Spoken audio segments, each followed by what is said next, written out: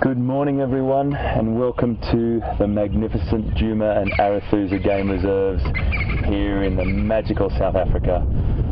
It's 18 degrees Celsius, 64 degrees Fahrenheit, light breeze blowing. My name's Hayden Turner and it's great to be back in the saddle. Hi everyone, I've got Brian with me this morning, of course, my buddy, partner in crime from way back, and it's nearly 12 months to the day since I started out here on Safari Live, and it's great to be back. I flew in yesterday, last night. Peter picked me up at the airport, came back, had a catch up with all the team. It's just a fantastic family to be back here, and it's great to have you with us as well. And if you're a regular Safari Live viewer or person on our vehicle, welcome back, great to have you again. And if you're a newcomer and it's your first time, welcome aboard hugely to you, because this bug bites, and once it's bitten you won't get away from it. Safari Live is a fantastic way for us to interact with you. You can send us a tweet through #SafariLive or an email at questions@wildearth.tv, and we can have a bit of a chat this morning, which would be fantastic. We've just pulled up here. It's such a beautiful morning too, folks. We had a bit of rain last night, and where we stay in our research centre, there's tin roofs, and it was very, very loud. We could hardly get any sleep, but it's a beautiful sort of moist covering on the ground at the moment. We've got a bachelor herd of buffalo over here that Brian was just starting on, and we just drove up and they're all just laying down undisturbed, a couple of them starting to stand up. It's just all around us, and whilst we're looking at the buffalo, I'll give you a little bit of an update of the species that I can see. I've got wildebeest off to the right in front of me, Pete's just going off in the distance there, brilliant. We've got zebras around us as well, but buffalo, I just love these guys, and I always stop to see them.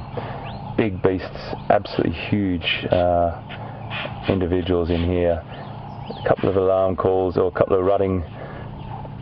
There's a ram, an impala ram, chasing around his herd over a little bit further, but that's what those buffalo all just stood up for then. I love these guys. I think they're an incredibly sociable. They're fun too. I know they're incredibly dangerous, or they can protect themselves. They're fierce creatures, but there's a really great social aspect to buffalo. They really get on. You'll often see them lying like this, where they'll rest their head and shoulders on another one's back, and very, very sociable animals. Just chilling out here in this beautiful, cool morning. So only 18 degrees Celsius, 64 Fahrenheit, which is very, very pleasant, and quite fresh when that wind was blowing. But great to see the rains have come, and the grass is starting to grow, and it's just great to be back. I'm just so excited, and we're also very, very excited because we're geeing up for Big Cat Week, and not long to go now, and lots of rehearsals going in, lots of work. The techs all work. We've got a massive team here of people working on everything, and we also want to have a little plug for everyone that was watching the woodland kingfisher, the return of the woodland kingfisher. I think some of you were watching on one of the cams, the waterhole cams, which is brilliant as well, and you're going to start to hear that vocalization back in the woods, which is a quintessential African sound as well. So really, really happy to be here.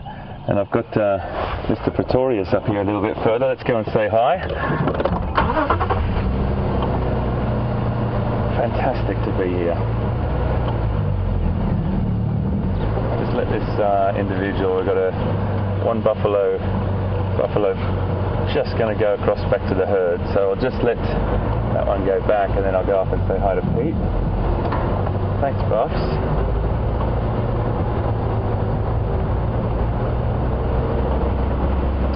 Thank you very much, everyone, for all the wonderful messages, the welcome backs from everyone. It's just great. I really, really am ecstatic to be here. It's just one of those things that it's a family. It's just a big family, and I'm very, very privileged to be part of it. Hello, my friend. Hello, buddy. How does James say? Yeah. He goes like, good morning, good morning, good morning. Sorry, man. Wrong side. Door open. Hey, everyone. Great to be back, mate. Just having a look at those buffs back there, which was pretty beautiful, all lying down there. Relaxed. Impalas also. Everyone's nice and frisky. It's nice and cool. Yeah.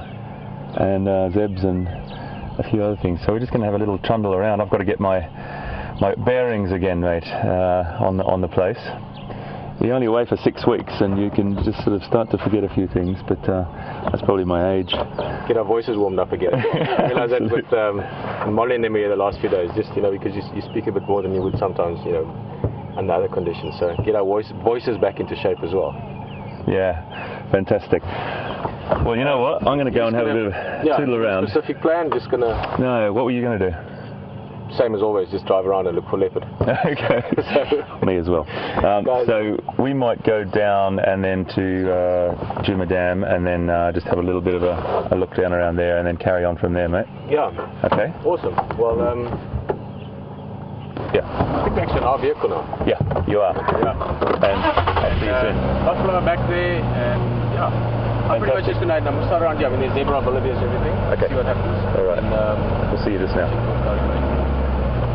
Good to see you, buddy. Good to see you, V.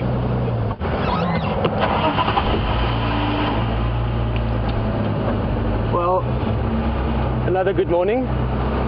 Just looking at, let's just actually start from where we're sitting. We've got 4 species just around us, 5 if you count Hayden and Brian that's just left. Nice and cool, overcast. Generally speaking, wildlife is sort of, almost want to say, a little bit happy when it's nice and cool, especially in summertime. So you get often good activity, running around, playing around, obviously early morning still. So they're also on higher alert than they would be later on in the day. There's still many things walking around at this time of the day, so they're looking around, they're doing their thing. Pretty much what we're going to be doing for the next 3 hours on safari. And we've got buffalo that you have been looking at. We've got zebra on the back as well, which we'll go to in a second or two. Oh wow, look at this! Hyena! Awesome! The hyena surprised us the last time we were here. Thinking back to the last drive that I was here, the last live drive, we're looking at a leopard, and the next thing hyenas came in. So spotted a hyena. We are going to maybe go past the hyena den this morning, either myself or HT, just depending how it works out. Beautiful views of those youngsters at the den, so that's always something to look forward to. There you go. Okay, wow, awesome. Well, also just while we're looking at this beautiful hyena, Nikki just letting us know, Tara letting us know that might be one of the females just looking at a scar there.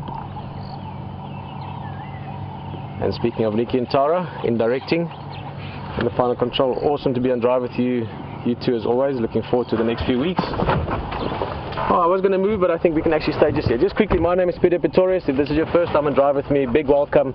I'm very excited to be back in the bush. I've been here for almost a week, about 5 days now. So, been great to be back, but really great to be back in this seat. This is one of my, no, actually this is my favorite seat in the world to be in. So, let's enjoy the wildlife. Zebra in the background there as well.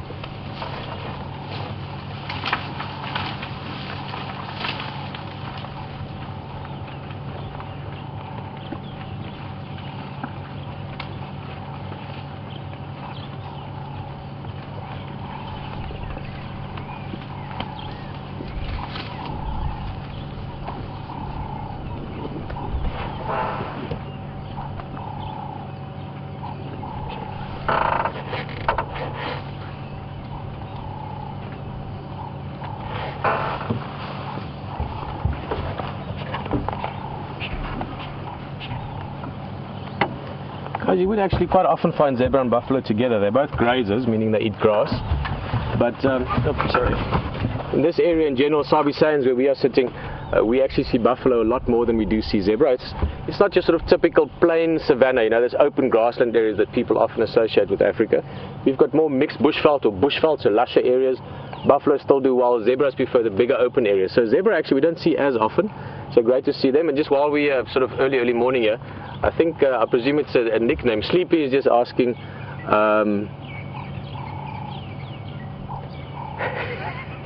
I just totally forgotten what you were asking, Sleepy. Please help me again there, Tara. Yes, Sleepy, Big Cat Week. You were asking what's Big Cat Week. Well, it's a very exciting thing. I can't believe I forgot that question. Big Cat Week obviously is a very exciting week in National Geographic, more specifically Nat Geo Wild. And it's very exciting for us on many levels. almost exactly a year ago, we came down back to the Lowveld. Many of us, VM, it's the first time I met VM, Brian, Hayden as well, HT that you met earlier, and we had the, let's call it the sort of the early phase, almost the test phase of what's happening with Nat Geo Wild and us now, and the sort of exercise in that, and the fun in that, and the adventure in that. And we came down here for Big Cat Week, but it was sort of a little bit quieter. We sort of felt our way around, and I think everyone else as well. And it's gone great. We've had great drives since when. We've had spectacular surprises. And Sleepy, to get to the answer bit for you, Big Cat Week is 1 week where Nat Geo Wild is focusing on big cats. It's a very exciting week on many levels in terms of big cats. We all like big cats. And for us here at Djuma Game Reserve in Sabi Sand, South Africa, it's super exciting because we're going to be part of Big Cat Week directly, real time. It's going to be live game drives. We're doing 3 prime time game drives for you if you're from the States. I'm guessing you are. From Canada, depending on the time zones, anything between 8 and 12 o'clock. Your evening time, our early morning, this time that we are now, will be the prime time drives, and we'll do 7 2-hour drives as well, which will be our afternoons, so morning time for many of you if you are in the sort of the American time belts. If you're in Europe, of course, your times are very similar to ours, maybe an hour or 2 different. So that's something to look forward to. The television broadcast will only be Nat Geo Wild North America, but of course, for everyone else, as we always have done, every possible moment we're going to give you live drives like this. So that's what it's going to be. We're looking forward to it. That'll be from the weekend coming up now. So from Friday night your time, if you're in the American time belt. So evening time for you. Obviously, if you're in Europe, the TV broadcast will be from Saturday morning our time. It won't make much of a difference for you if you're viewing over the internet. In fact, you get to have it without the ad breaks. So if something does happen, you get to see it as it happens. I hope that explains it. Otherwise, just punch it into Google and lots of info will come up. There's some interesting articles coming out as well. We had some lovely people visiting us over the last few days. There's been various sort of press interest and things. We've talked to them, showed them pictures, made friends with them. So looking forward to seeing what's coming out as well. If you bump into it before we do, please let us know what you find out there regarding this. Otherwise, most of all, apart from the big cats, we're also looking around just for the general adventure of safari time. Those things that you experience and see without knowing what to expect before it happens. And that just only happens by driving around, looking at the tracks, listening to the bush. That's what's beautiful about summertime. There's lots of sounds.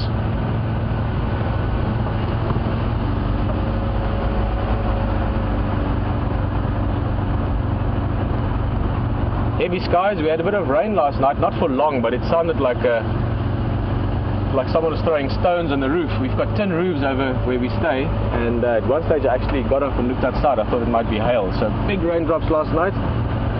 There is a bit of rain predicted for, well, the last day of this week and going into next week. But by Big Cat Week, hopefully if all goes well, fingers crossed, we'll have good weather.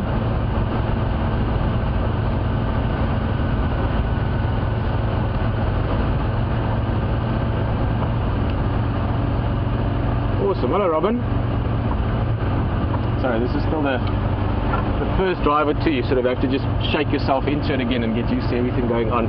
We're listening to the guys in the control room, Tara, Nikki, and I'm not sure, I think Kirsty is in the control room as well this morning. Alex, of course, Mr. Brat, all the guys. Just a quick hello to everyone while it's the first drive. Say hi to a few individual people. Robin,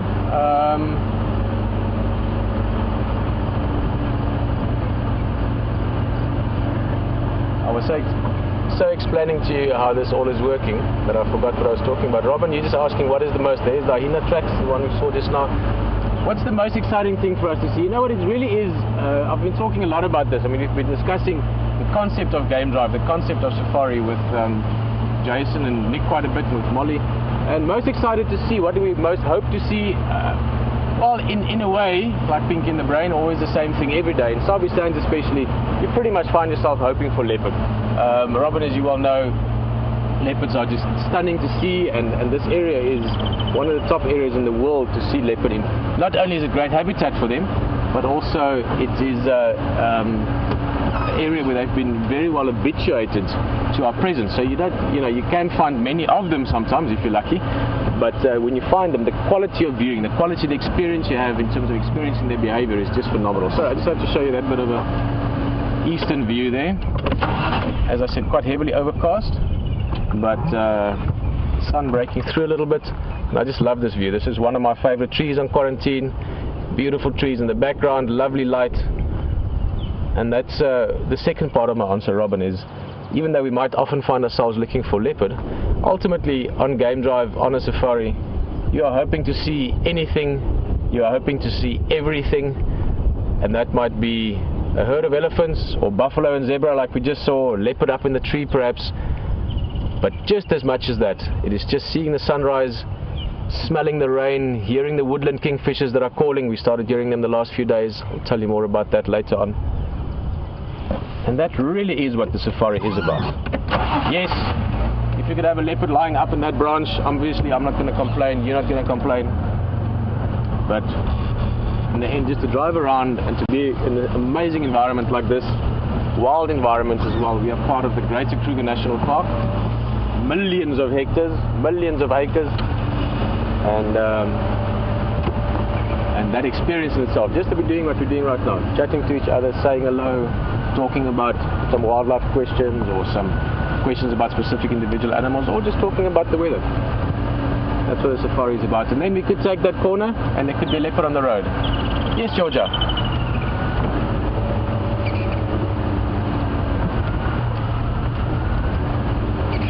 Georgia, and just asking, those were just buffalo, that was just a bachelor group. Yes, that was a bachelor herd, so all males. They would have been taking the last hours of the morning sleeping on a quarantine area, and then they'd be moving around now, grazing again for the morning. We're going to continue on, look around a bit. It's nice and sort of clean road. It's been raining, so all the tracks are fresh. I can see hyena tracks. We are going to head up towards the hyena den, but for now you're going to jump to another place around here, enjoy it, and I'll see you back here in a bit.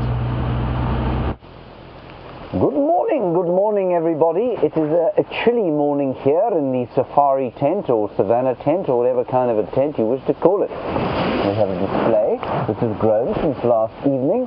Elephant bones, which I shall explain to you a bit later. Giraffe skull. The greyness of the western horizon is slightly intimidating as we sit here. And out in the field we've had Louise Pavid, who has been finding various bits and pieces. Now what we have here is a slug.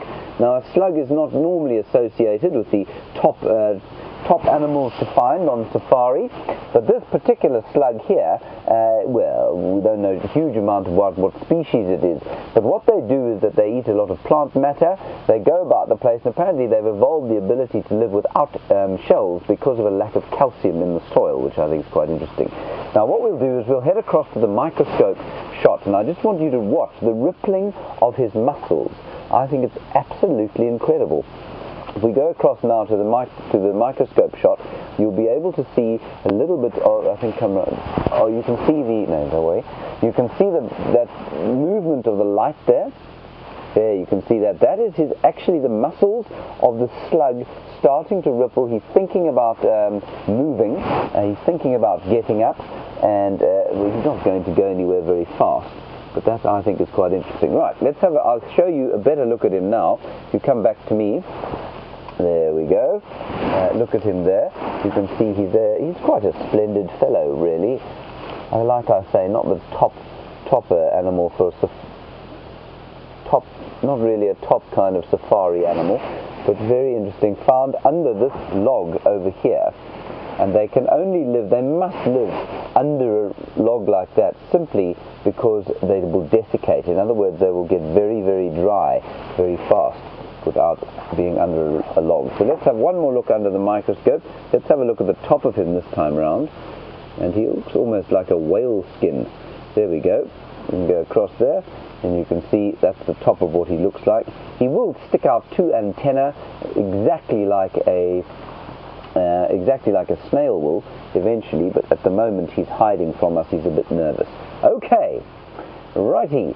I think let's head back over to Hayden. I'm just going to try and see what he's got. Oh, he's got a vast expanse of the Kruger National Park in front of him. Let's go and see what he can find there. See you just now.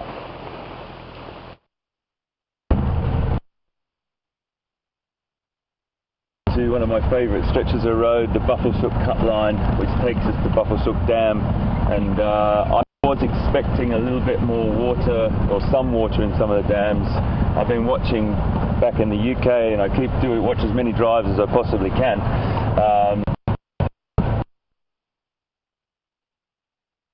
But I just drove past Juma Dam there, and Brian was pointing out the remnants of the catfish in the centre there. It's the catfish graveyard. It is very dry, but Buffelshoek Dam is the only water point in this vicinity. So what is around? Very, very beautiful temperature. It's only about, as I said, 18 degrees Celsius, 64 Fahrenheit. It's good for us for predators in this cooler weather. Have a tendency to be active a little bit longer through the day, through the morning. So fingers crossed. I just said to Brian, I've got a bit of a wild dog feeling going on. So always good to have a little bit of a positive wild dog feeling going on inside you. Oh, it's so nice to be back. Wow. When I was just flying over yesterday, and it was such a beautiful feeling just to fly over this beautiful country. Oh, I love this place.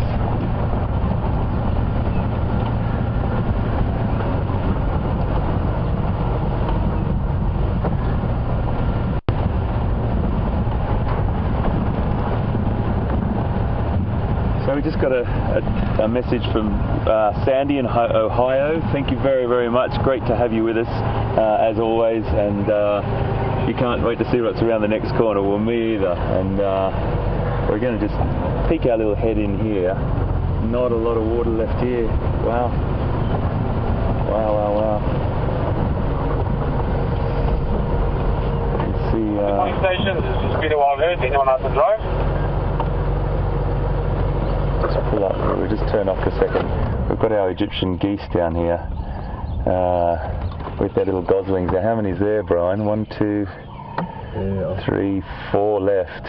4 from 7. Yeah, 4 from 7. I remember, I think there were 7 or 8. Yeah, I was watching on Drive a while back when I think Scotty was up here, and I was watching with my son in the UK, and we were sitting there, and Scotty just had this incredible sighting with so much going on, and I really had to just pipe up and send a tweet to say it's lovely when you turn up and things just start to appear. There was all different bird species, and I think some of the marabou storks that were here then were fishing, but then there was 8 goslings, and now there be 4.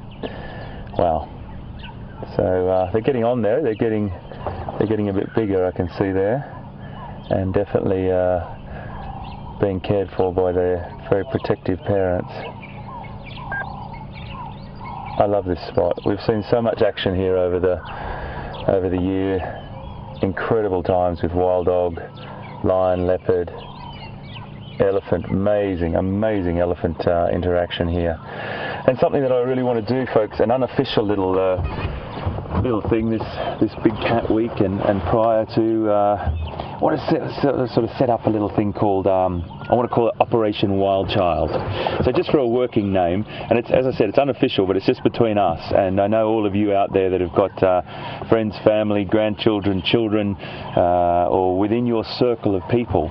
Let's try and make a mission. I challenge you to actually sit down with a child, either it's a relative or a bunch of your kids' friends or whatever, and watch an episode of Safari Live. Watch a drive with us. Sit down and talk them through it.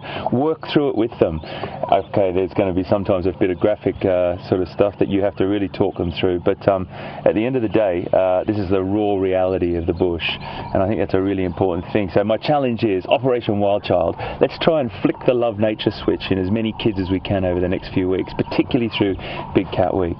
Sit them down and talk them through it, but then use that little bit of stimulation that they've had watching Safari Live to get outside in your backyard or your garden or a woodland or a wild area near you, and go out and have a little exploration, a little adventure with them.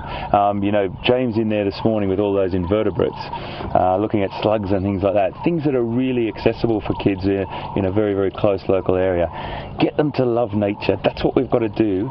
We've got to get them to love nature, I always love to say it, but and I will probably say it a million times, but get them to love nature before we can teach them to save it. Flick that switch. Operation Wild Child, let's work with it, hey? See if we can do it. It looks a little bit quiet here, so I'm going to just drive on a bit and see what else we can see, but look at that. Really beautiful, beautiful vision there, Brian, isn't it? That gorgeous grey, all those different tones of the sky with that waterhole and that reflection. It's a beautiful thing. I'm going to pass you over to Peter, who is with some beautiful creatures that I'm sure you're going to love. We'll see you just now.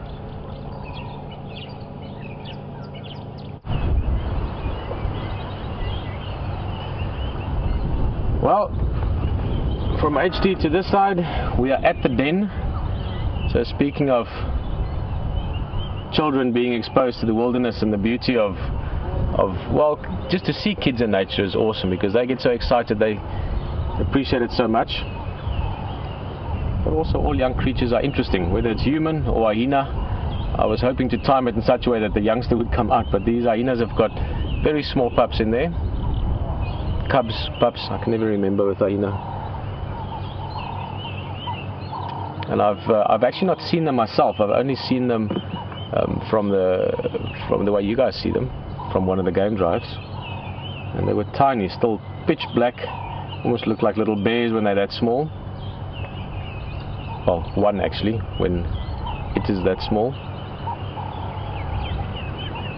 We're going to sit here for a bit because it's quite possible that the youngster would come out. There's a youngster, not a pup or a little one. That's a sub-adult. The one I'm talking about is about the size of I was going to say a chihuahua, but it's not quite fair. It's about the same sort of height as it, but it's a much more chunky, much more tenacious animal as well than a chihuahua. In fact, young hyenas at birth, and the firstborn will often start attacking the secondborn while it's being born. Dominance is incredibly important with hyenas, and the firstborn will normally assume alpha dominance and often attack and sometimes even kill that secondborn. So they grow up being very competitive, tenacious, aggressive, various words you can use for it, but also being very cute and very playful and very endearing when you see them with other hyenas in the group.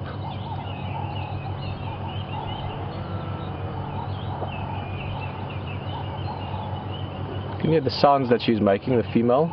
That's the same one we saw with the zebra further back. Oh, there we go! Look at that! Hey! Oh, little animals, they cheer us up always, but look at that. Hungry? Come on, Mum. You can imagine a morning like this. It's cold, it's overcast, it was raining again last night. Some warm mother's milk will be great. Hyenas have got incredibly high fat and calcium. Whoa! Little somersault there. The nutritional levels of hyena milk is right up there with the highest of sort of concentrates, if you want. Oh, look at that. Bit of a grooming session. Hello, Mum. Hello, youngster. Oh, I miss my boy. Ragnar, my son, is just over a year old now. He's 2 months over a year, and he's been learning to walk. Just before I left, he could sort of do 5 to 7 steps, and in the last day or two, Leishan's been telling me he now walks straight across from one side to the other side of the house. That's in the space of 1 week. Young creatures, young mammals, whether it's human or hyena, once they start developing and once they start getting active, it happens so quickly. The muscles and the coordination increases every day.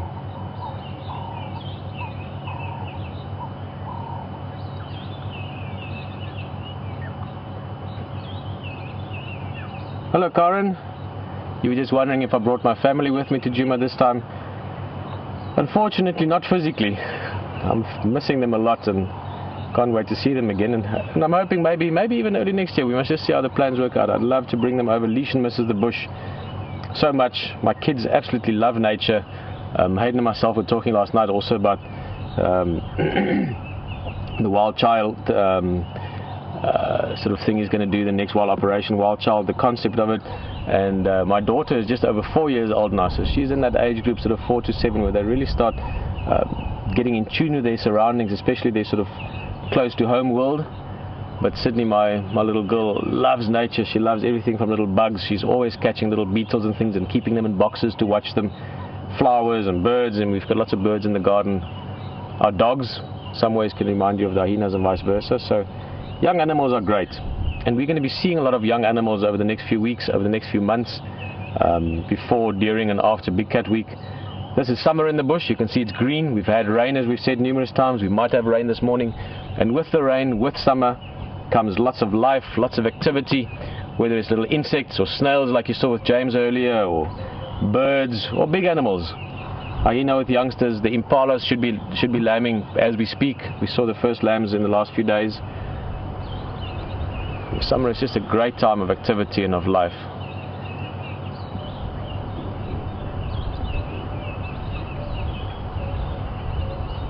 Lots of things to look for. You were asking earlier, Robin, if I remember correctly, what do we look for in the bush? Everything, anything, nothing. But leopard are always something we keep an eye out for. So Brent's going to give you a little bit of info on that. I think he's got some signs. We're going to just move a little bit. See you back at the hyenas just now. Great to be on drive with you.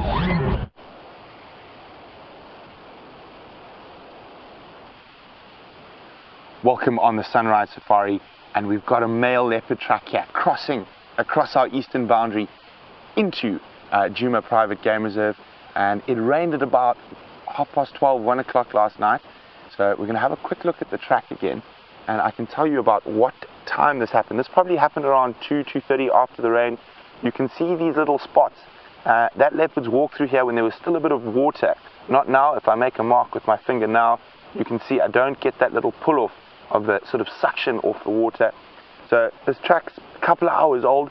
It's going to be really, really difficult to follow them at the moment with this hard soil, but we are going to give it a really good go.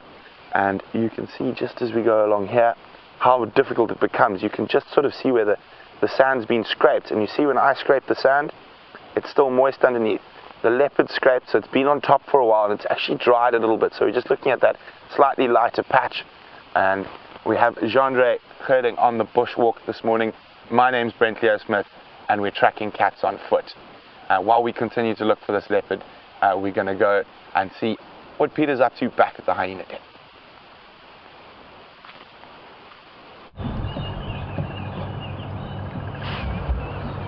Well, as you can see, we've repositioned ourselves, and the youngsters, they're just busy suckling in between her back legs. Popped his head up as we came around. Her leg, we don't actually know. I presume female, actually. With a hyena, it's very, very difficult, near impossible actually, to tell the sex of the animal, even as an adult. So pretty much impossible when they're that small. But I would guess female. We'll have to look at the behavior over the next while. As Brent was telling you there, fresh leopard track. One of the other things about summertime is it often gives you not only a great platform to track on, because if it's rained, all the tracks are nice and fresh on top, but you can also use it as a time gauge. As I mentioned, the rain last night was so hard, at one stage I thought it might be hailing. They had a big hailstorm here just over a week ago, 2 weeks ago, in Hoedspruit. So much so that it broke through roofs of houses and smashed things. So hail is not impossible, yeah, although it's not typical. Anyway, my point is that the rain was so loud last night that we woke up from it. I'm sure everyone did actually. So therefore Brent could have checked what time it was. Brent's an extremely good tracker. He's very well experienced, and he's also extremely good at building the story, you know, in terms of what can we find where. If the lions were there, they're likely to be there the next day, and you use all your local knowledge, all your experience to find animals, and that's exactly what he could do. He woke up, probably checked the time, so that tomorrow morning if he finds a track, he knows that it's past that time at least. So fresh leopard track, young hyenas. Look at that youngster there. That's the sub-adult having a look at us. Oh, that's beautiful. I love this den. One of the reasons why is that it's quite a big termite mound. This one might actually come and have a look at us.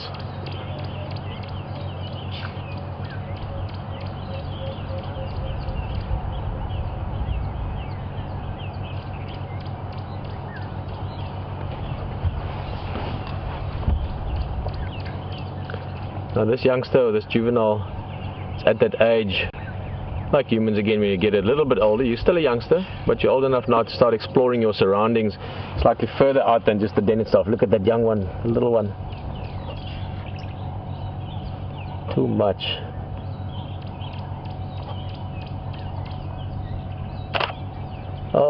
that's so nice.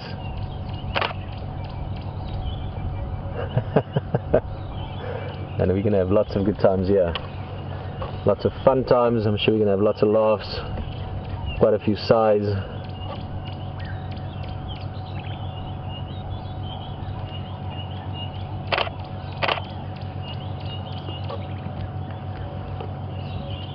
Morning, Siberia. Look at him, little 4x4 dude. Hey, yo! I think he went down face first, maybe. Luckily, they're quite tough, but yeah, that little guy went down the hatch quite quickly. I think I got that in the shot. That's hilarious. Yo, this is stunning. This is absolutely stunning. The setting. Siberia just asking, what's the mortality rate of Ahina in this area? And I would be honest with you, I don't have a exact sort of factual statistic for it, Siberia, but I would guess at least 50%. Generally speaking, predators in this area where there's high predator density, so in other words lots of competition, you often find that at 50% or even more. I mean, leopard in this area, according to Panthera, actually according to Brent, who reads all these things and gives us the info. Oh, elephant! It's all happening. The leopard in Sabi Sands, only about 25 to 30% survive, so up to 70% don't. But yeah, this is awesome. This is a breeding herd, and by the way they're moving, you can see there they're picking up a bit of pace. I think they're quite thirsty, probably heading through towards either Galago or Galago camp, the waterhole there, or to the waterhole in front of Waitela Lodge. With Ahina having a look at the elephants. Not worried about them, they're not going to harass her, she's not going to do anything to them, but nonetheless, we all like this. If someone's walking down the street outside your house, you have a look. Keeps the day interesting. Listening as well, of course. Ahina's excellent hearing. You can see the ear just checking if I'm speaking any sense. Hey, here's the young one coming out again. Hello. 4x4 mode.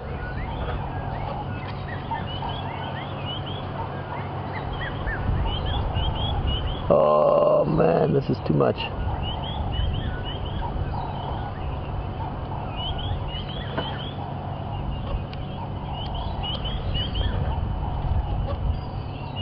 Hello, Paul. Paul is just noticing there and commenting, and I love it when people ask questions or even just make comments relative to behavior going on. You know, it's so great to see things like this. I mean, just to see that little guy roll over like that, it makes us all smile, it makes us all feel good. Seeing him play with his mother like that. And Paul, you were just saying, you're noticing how sensitive the mother is towards it, how endearing even. And that's something that you find on certain levels. I mean, mammals, it's one of the characteristics of mammals, apart from the fact that we have hair and warm blood and various other sort of characteristics, is we raise our young. We spend time raising our young. Sometimes maybe not that long. Antelopes and so on, the youngsters mature very quickly, or at least physically, being able to run and so on. So that might only be sort of a mother's dedicated care for 5 or 6 months. In the case of Ahina, they are, even amongst mammals, I would say, at the top end of social activity, social interaction, social dependence, social cohesion, social co-working. You can add a lot of those words into it. But certainly when it comes to, oh, look at that, the young one grooming mother a little bit. When it comes to rearing their young to commitment in terms of energy and time to their young, Ahina are at the top of the scale. They can spend 2 years raising the youngster, up to 2 years that they'll actually be suckling from the mother. And in the case of females, they might well spend a large part of the rest of their life, even the rest of their lives together in the clan. So fascinating animals, and within the group, how they look at each other, how they take care of each other, they are absolutely brilliant.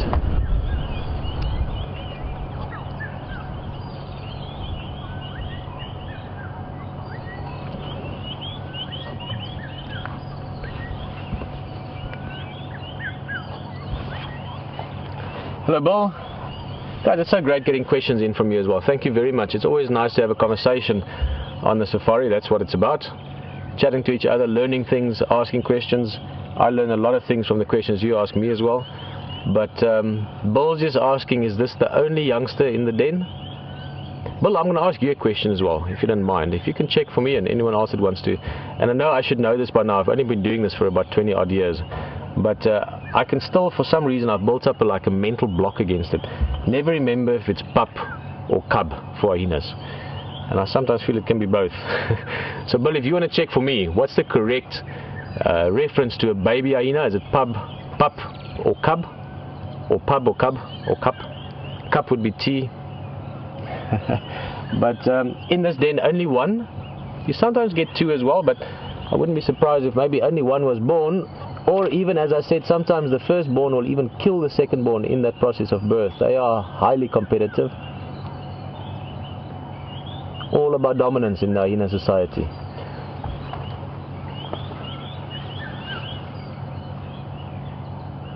Guys, remember as well, when you ask questions, firstly you can do so easiest with just using the hashtag Safari Live. Then those questions get passed through to us. And it's also nice to know where you're from. You don't have to. If you just want to give us your name, that's great. But it's great to have a first name, it's great to have a real name, and it's great to know where you're from. Karen just asking if this is the den where we used to go. I know quite a few Karens and drive with us. So firstly, welcome to all the Karens, as well as everyone else. Karen, the den, I have a feeling the den you're referring to, just because that's a den that you know, if I remember over the last few years we spent the most time at. This is a different den. This den has been used. I can't remember when last I saw hyenas in this den. Personally, I think I might have last seen them here pre-WildEarth days for me, so earlier than 2006. But they have used this den. Many of these dens are often hundreds, even thousands of years old. I can't see why it's different for this one. Just looking at the setting of it and the trees growing on it, I would say at least a couple of 100 years, or at least 100 years or so, that this den would have been used by hyenas, running back, but also by porcupine, honey badgers, aardvark, warthogs, various things. Wild dogs could use this as well. I wonder what gave them a little fright. You can see the young one just ran back in. Oh, there it comes out again. They've got this sort of great, like, sort of terrier-like aspect to them, a little, you can almost imagine it to be like, sorry, I was listening to the game drive there as well, game drive radio, almost like, what was I looking at the other day to get in North America? Wolverine, badger-like, great little animals, getting a proper grooming. That's a bit like when you wash your kid's hair. The whole little body is actually shaking with that grooming. Mum making sure the youngster's clean. That's the practical reason. Of course, also in terms of just the bonding there again, very, very special.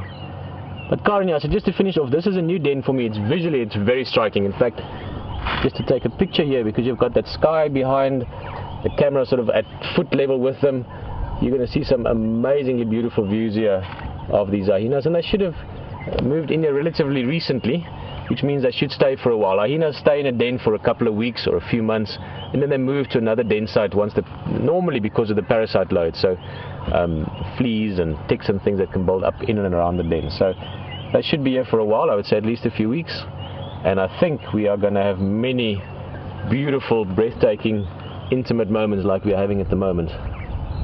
So yeah, I'm excited about this den. Oh, look at that.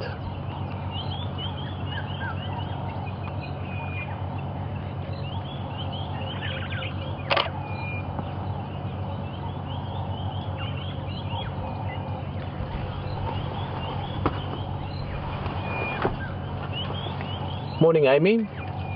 Good question. Amy's from Madison, and you're just wondering, is there concern over flooding in these dens? Possibly yes. I mean, not concerned that they're going to flood and the hyenas will drown inside. I mean, they'll know that it's starting to get wet and they'll get out. But it can happen. That's possibly also why they've moved. I mean, one of the dens on Torchwood, I was lucky enough to drive in some other areas over the last few days. And there's a den on Torchwood that is in a riverbed, and they actually moved after the last rains, I guess purely in anticipation of possible rain. But this den is quite in high up ground. The entrance itself is quite high up as well, so I would say quite unlikely for this den to flood or for it to really be a problem regarding flooding.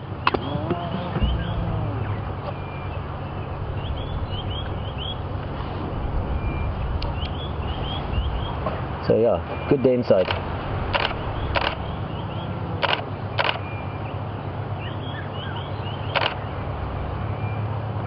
Hello Jody.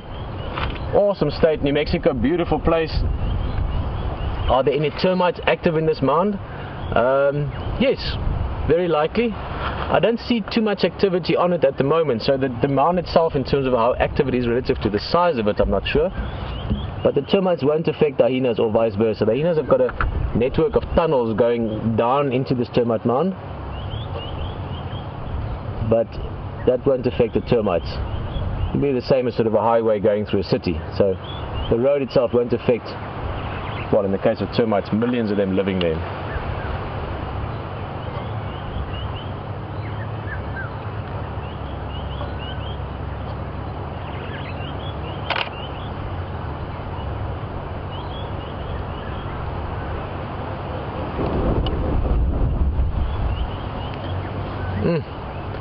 This is so beautiful. Seems a little bit at the other side of the mound now. Maybe they'll come back over. We'll have more looks at them. And in the meantime, James has got something interesting to be talking to you about. So have a look. What a magnificent time you've been having with that hyena cub. I've been watching it here and just marveling over the incredible interactions that you've been getting. And I think very interesting to watch the different social interactions that are going on there. And I mean, certainly the last cub that we had, we thought was the daughter of the matriarch. It'd be interesting to see where this one fits in the pecking order. It is on its own again, so quite possibly a female, which I think is fascinating. Right, come and have a look here. What we have is a beetle, which is a fruit chaffer of sorts. We're not sure exactly which kind. Most closely looks like a rose chaffer, but they'll fall under the fruit chaffers. And what I wanted to quickly show you was these things here. All insects, at one stage or other, had two wings. And in the case of the beetles, and they're pretty well evolved, those four wings, so the front wings, have fused into what we call an elytra, or a protective shell. So those are those ones there, and they obviously don't work properly. They just close over the beetle.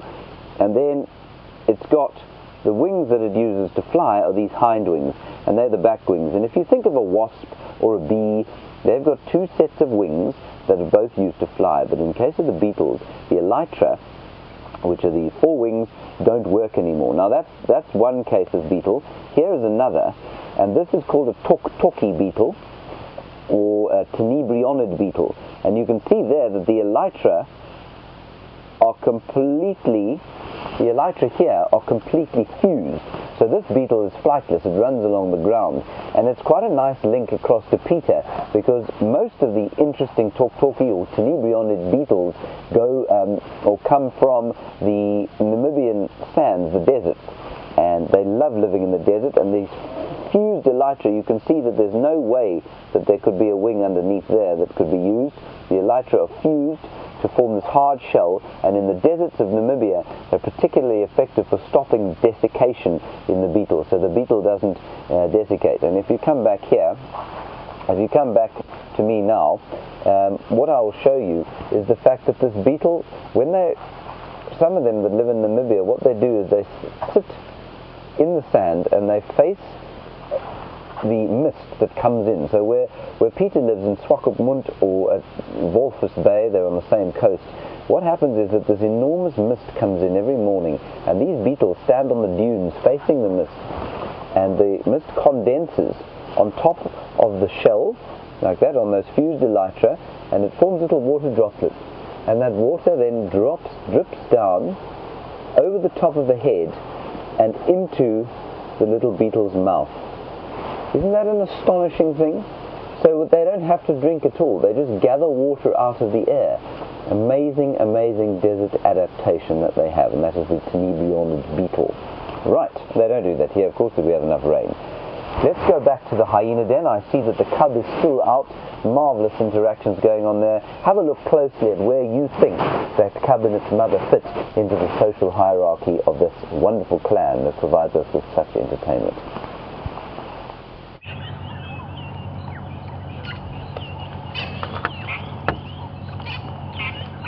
Well, great little beetle there. I think it was a tok-toki. Always loved that name. Tok-toki refers to the sound of knocking. Tok-tok. And as we said earlier, the question was asked, well, I spoke about it, I can't remember now whether it's male or female, this youngster. Bill, still hoping you're going to let me know if it's pub. I keep saying pub or cup, but that's just a Freudian slip, whether it's a pup or a cub. But as we said earlier, it's actually, well, pretty much impossible really to tell with hyena. You have to look at their behavior. Females are more dominant than males. Even the lowest ranking female will outrank the highest ranking male. So I guess it would be female here. Also the fact that it's only one.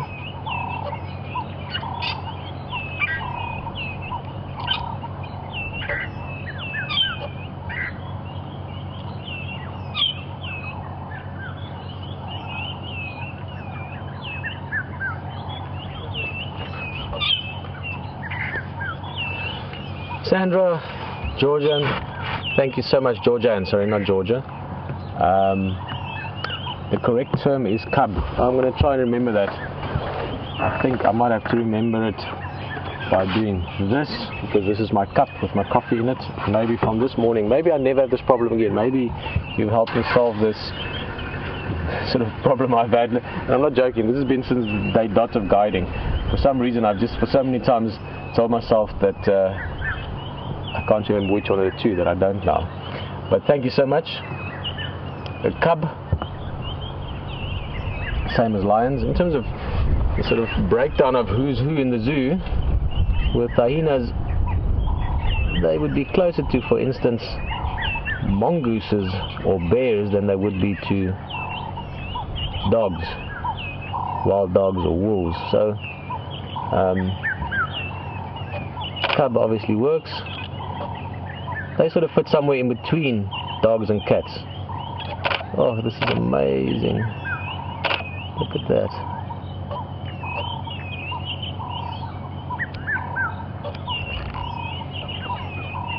Yo. Just visually, this is just stunning. That background.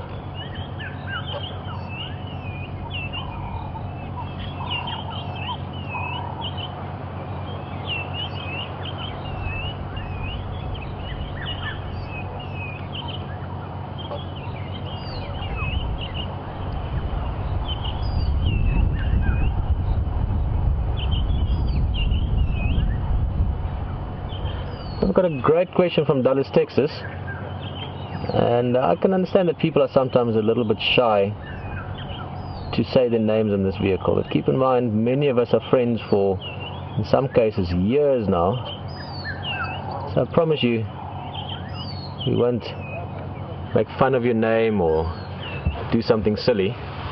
But out of Dallas, Texas, Virtual Tourist is asking, and I would love to ask you what your name is. What color are these youngsters when they're born? Pretty much what you see there. I mean, this is a tiny little guy, tiny little girl more likely, 6 weeks old maybe, and they are almost pitch black when they're born, very, very dark, and then they mature slowly over the next 6 to 8 months, 6 months to 10 months. You'll start seeing the spots coming out, and then probably at about 2 years, year and a half old, they have the adult coloration. I don't know if you could hear that. Could you hear that, William? Oh yes, of course, I didn't introduce formally earlier. VM is behind the camera. VM, fantastic, huh? Great to see you now. Great to be on vehicle with you. Great to be in the bush with you. VM loves wildlife, obviously. That's why he's filming it, but also he just loves being out in the bush. So, perfect friend, perfect partner to have out in the drive. He's also one of the top spotters out here. He would have made an excellent tracker. So that's also a fantastic aspect of being on the game drive together, VM. Looking forward to the next few weeks with you. Oh, look at that. Oh, this is too much. I hope my family are watching. Leisha said they're going to try and watch this morning.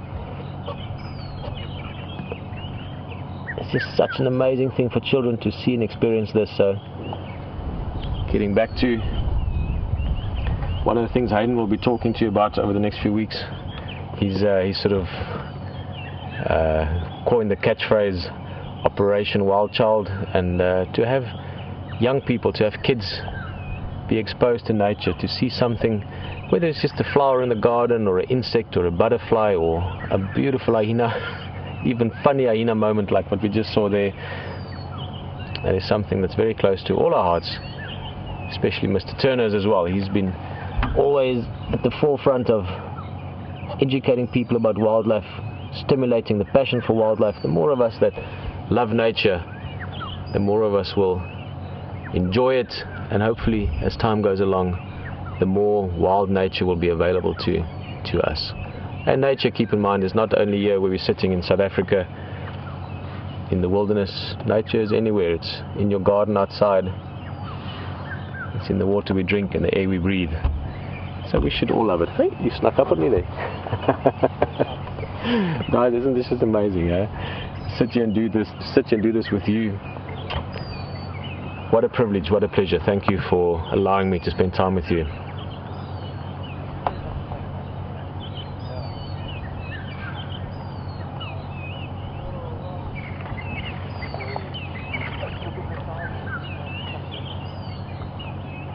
Hello, Jan. I would like to welcome you all the way from Indiana to join us on safari. I'm quite curious where in Indiana. In fact, quick trick question for you. Do you know where Brazil, Indiana is? It's one of those random little places I've been to.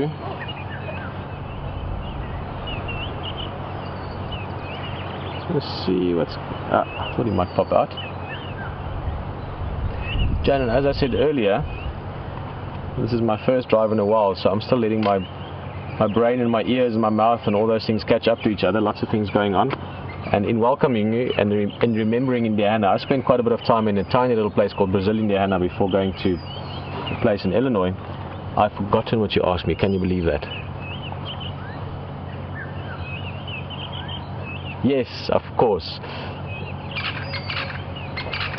There's a male cub born from a dominant mother or alpha female higher ranking than a female born from a lesser dominant female mother. So let me explain that again. What Jan is asking is, if there were two cubs born from two different mothers and the male is born from the alpha female and the female from another, which would be more dominant? Well, what's she seeing? Look at that behavior. Head up, looking carefully. I would guess that youngster immediately running back. It's amazing how the communication works. Mother's alert suddenly and head up. As soon as she sees the behavior, the cub runs back into the den. Jen, quickly answer in case something happens here. Who knows what's going to walk in here? Maybe other hyenas, maybe lion, who knows? But any female hyena will outrank any male in the group. So even a newborn or a young, I mean newborn, that's 2 weeks, but a young female cub, as we now know, would outrank an adult male, just because that's how the society works. It's very female dominant, so the lowest ranking female in the group or in the clan would outrank even the highest ranking male. So I guess that would answer the cub question as well. So any male cub, no matter where he's born from, will be outranked by any female in the clan. She's very alert there. Even she can also dash down that hole. The den would provide her for safe or with safety as well. I'm not quite sure. Texan. Maybe Texan, he's sitting in another vehicle there from Boetela Lodge. He's got some guests.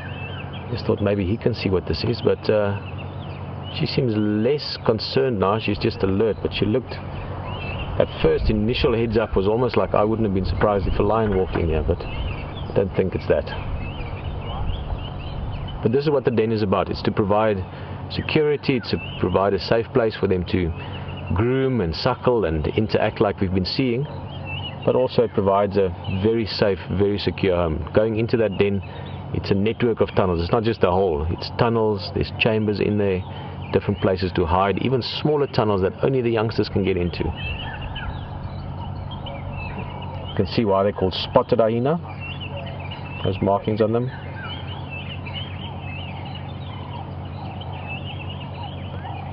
Oh, lots of things happening this morning. We're going to keep an eye out, see what she's looking at. We've seen so many things already, and Brent's got some big things on foot. Enjoy. Welcome back, everyone. We've been trying to track this leopard, and we've come across a breeding herd of elephant, and they're moving towards us, so we're trying to move out of the area. They don't know we're here. but they've got small babies, strong wind. We've got this breeding herd, a very strong wind. They're in the area where we think the leopard is, but they started moving towards us, so we're trying to sort of skedaddle a little bit. It looks like they've changed their direction a bit. With babies and that, we don't really want them to know we're here. We'd rather let them move past, feeding slowly, and we can carry on looking for that leopard. They might come out into the open in a little bit. There we go. So they've changed the direction slightly, so we're in a bit of a better position. And isn't this incredible? We're out looking for big cats on foot, and we've come across the biggest animal in the bush on foot. And they're slowly feeding through the block. In the strong wind, they have no idea where we are, so we don't want to give them a fright. Suddenly they see us at very close range. And they're probably about 70 meters, 60 meters from us at the moment. Okay, we're going to move a little bit just in case. Andre, let's go. And just make sure, you never know if there's other elephants spread around. Okay, let's go. We're just going to go to a big marula tree. We're going to stand behind it, and they should move right past us.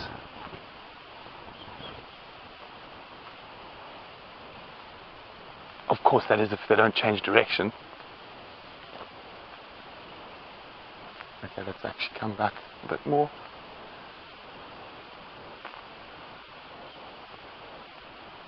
Okay. So it's quite a big herd. We initially only saw 3 or 4, and there's probably now closer to 10 that we can see, and obviously those are only the ones we can see. Now, out of all the animals we walk around with in the bush, the potential for things going bad is highest with a breeding herd of elephants, and that's why we're very, very cautious.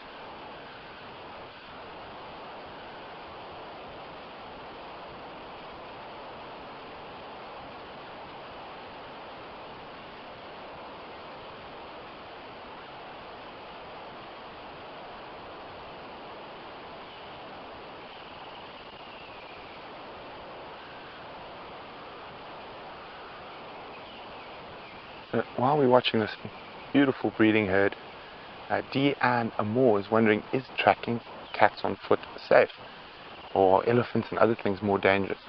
Well, elephants are probably the most dangerous on foot, just because they're so big and we're so little. But if you use your experience and you don't put yourself in a dangerous position like we've done now, we've moved away from the path they were following. They have no idea we're here. They're just slowly moving about their business. It's not a dangerous situation now, but if we'd been in the wrong place or read the situation wrong, it can become a dangerous situation. But elephants don't really want to kill you. They're just trying to protect themselves. As with leopards and lions on foot, quite often will move away from you during the day, and so a lot less dangerous. These ones are going to pop out into the open clearing shortly. So it's always important to be checking completely around you. We don't know how spread out this herd is. I'm quite confident they're all in that little zone there. But I'm always checking behind me. And isn't this incredible? So what I am going to do is I'm going to call Pieter and Hayden on the radio, let them know where these elephants are moving to, and they can hopefully give you an incredible viewing from the vehicle.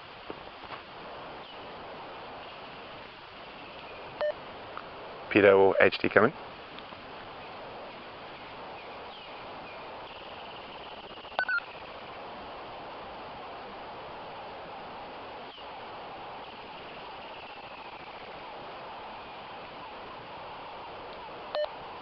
Stations, there's a Klamboevenloof at the junction of Drakensberg and Central Road.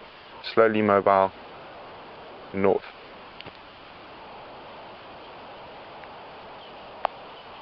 Copy, mate, thanks. There we go. HT's got it. He's on his way there. So while we move away, keep on trying to find this big male leopard. We're just going to wait a few more seconds. They might pop out into the open. just going to move. They're moving away from us now. We're just going to take a few steps, try to get you one last really good view.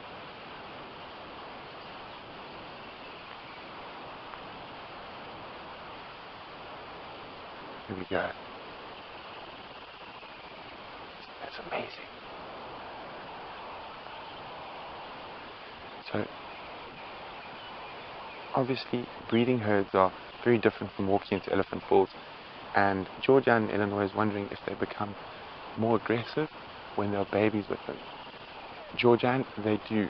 It's any animal's protecting its young, so that's why we'll never, ever, ever, ever try push our luck with breeding herds. This is a almost perfect situation. The wind's in our favor. They have no idea we're here, and they're slowly moving on about their business, and shortly we're going to be doing the same. Just going to try see if we can get a shot of one of the little babies coming out into the open. There's some younger ones, little female walking through.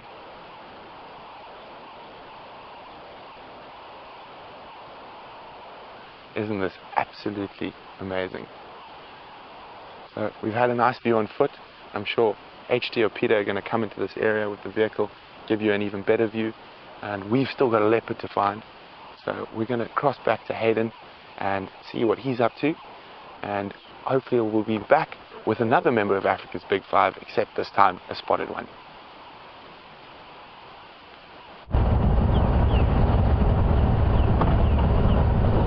Wow, that sounds like a beautiful little spot that Brent was in there.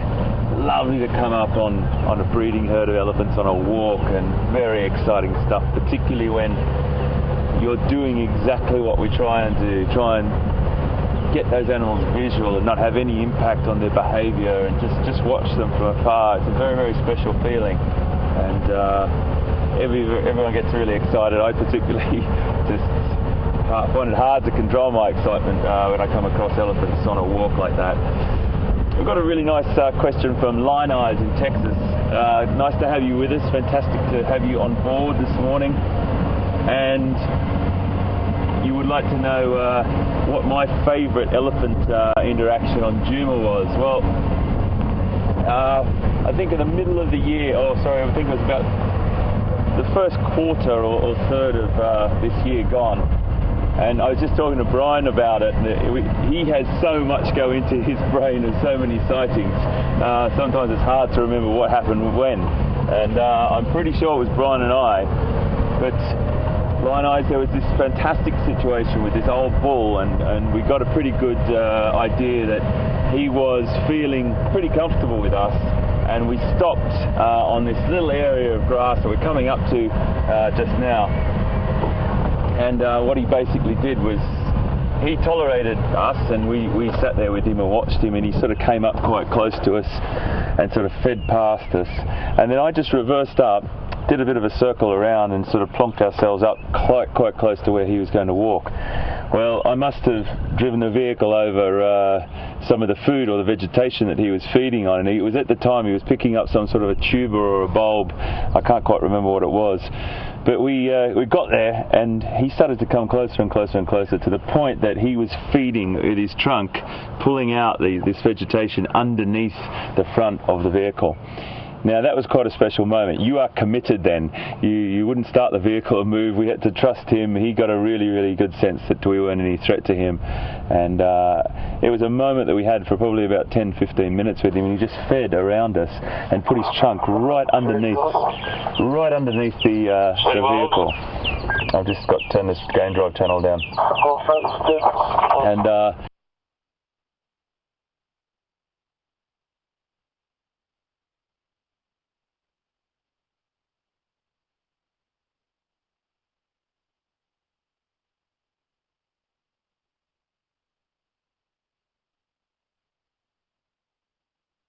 it was quite an extraordinary experience to have a bull like Just scuttling off through the bush, and they might stop and turn around. So you're going to come with us for a little bit. We're going to walk up to that termite mound, and we're going to have to move a little bit quickly than we normally would on the bushwalk. So a pair of honey badgers.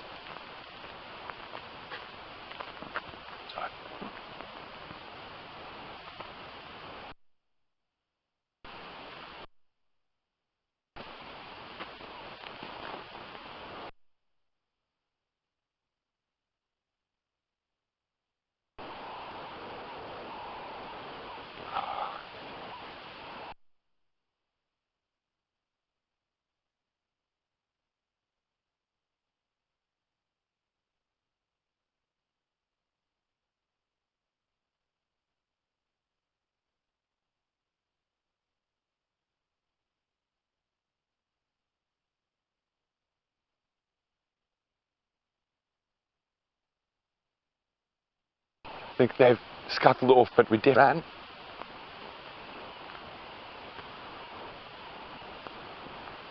So quite often when they storm off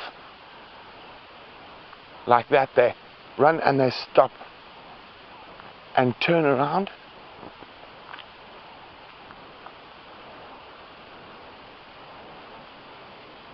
So they came careering through this open area.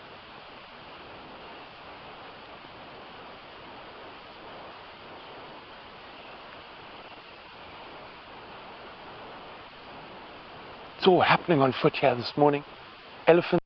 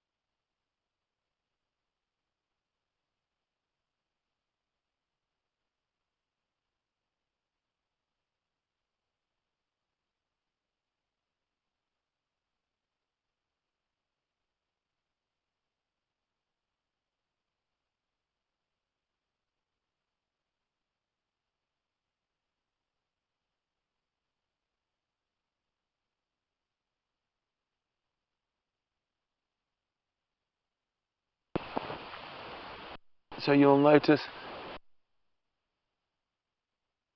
for our regular viewers, it's because interesting furry insects to show you.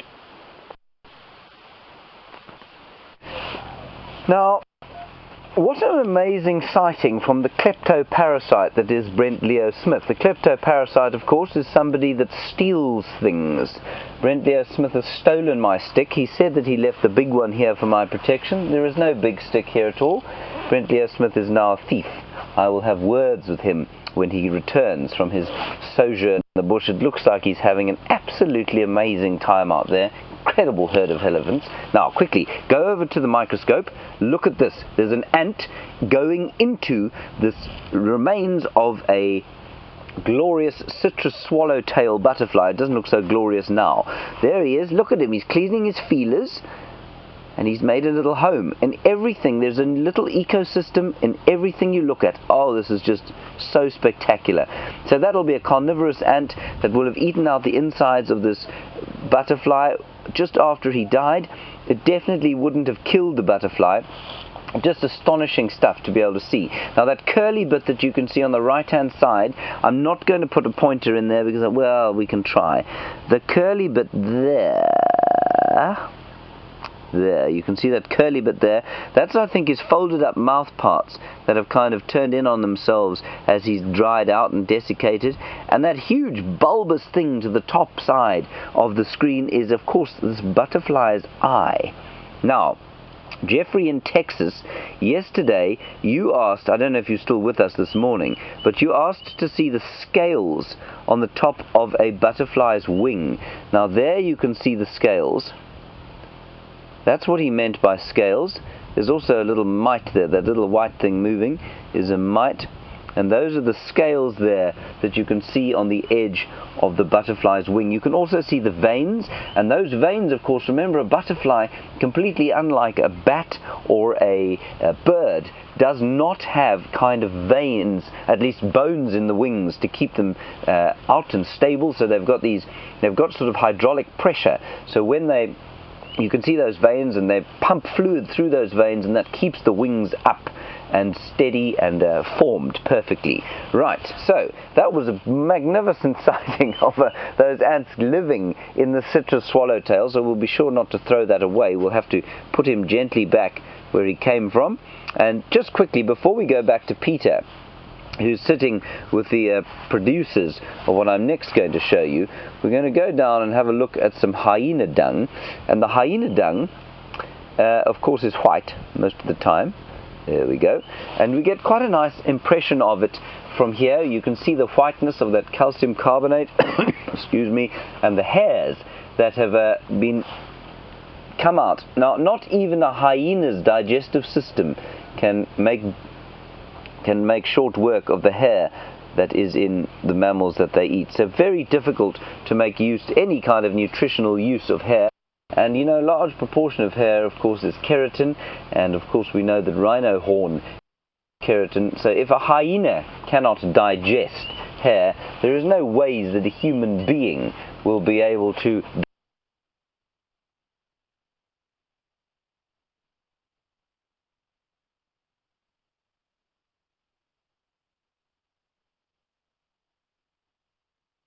digest hair and make some. Okay, Pieter is still sitting with the hyenas at the den. Let's go back and get an update from him, and I'll try and find something else interesting to show you.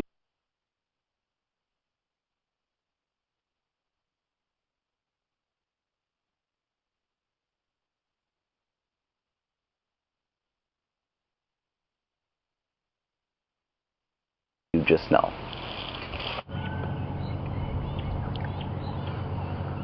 Stage is always very cool. It's not an animal that you typically see sort of around every bend. Also not too far in terms of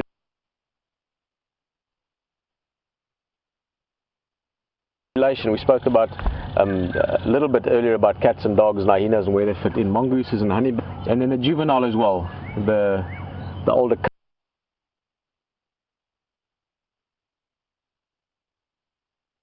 cousin also went inside. So both youngsters in the den, I presume they're sleeping. If you look at her now, she's actually just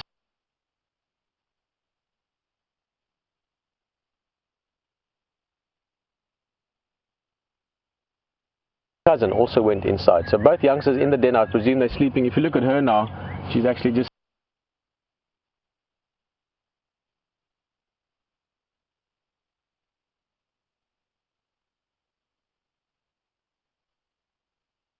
sort of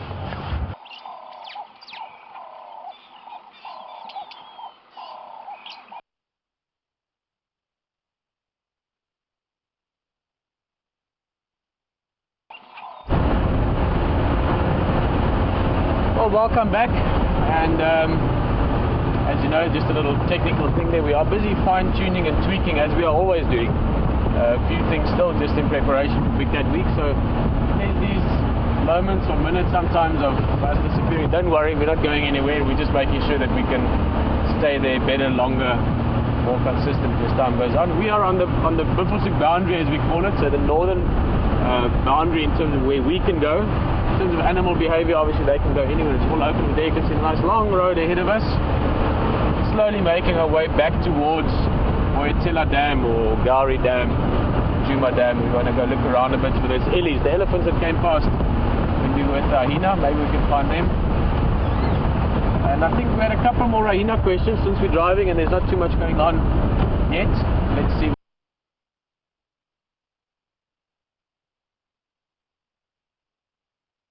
Susan is just wondering why were those hyena alone, because she's always seen them in packs or in clans as well. Susan, it's just because that female came back specifically to suckle that youngster. That little cub is still very young, 6 weeks, 7 weeks, somewhere like that. He needs food, he needs his milk, and she came back to feed him. The rest of the clan could be in the area looking around for food, still foraging. It's nice and cool, overcast weather, so it's great weather for predators in general. And if other predators are still active, meaning lion or hyena, wild dogs, hyenas could also still be active to hunt themselves, but they also know other predators are out and about. So it's opportunity for them to find food. So they probably are out doing their thing. There could be 1 or 2 adults down in the den as well. It's not impossible, but I would probably say not this morning, just considering conditions. So she came back to give the youngster some food, and she'll spend some time in the den just bonding as well. It's a very important part of most mammals being raised is the bonding between parents and youngsters. So she'll be doing a bit of that as well, as we can see them playing.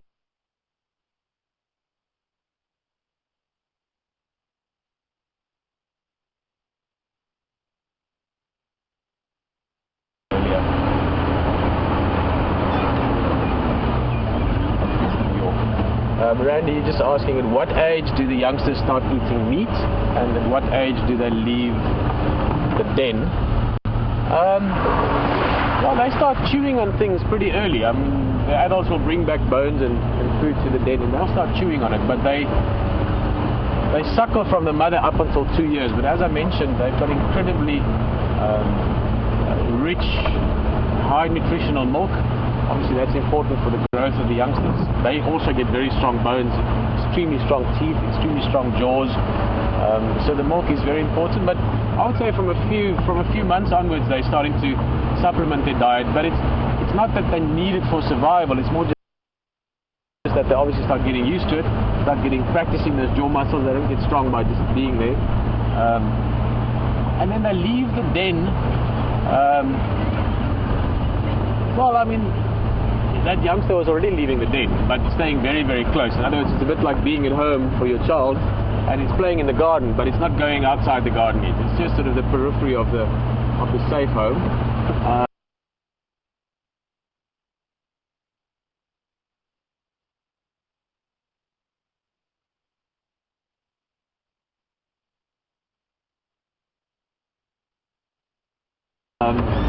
So that happens from behavior, clan behavior. I thought I saw something there, but I wasn't. Oh, it was something, but it was just a log. As you can still see, very grey, very overcast, heavy cloud. I think there's a bit of this kind of weather predicted for the next few days.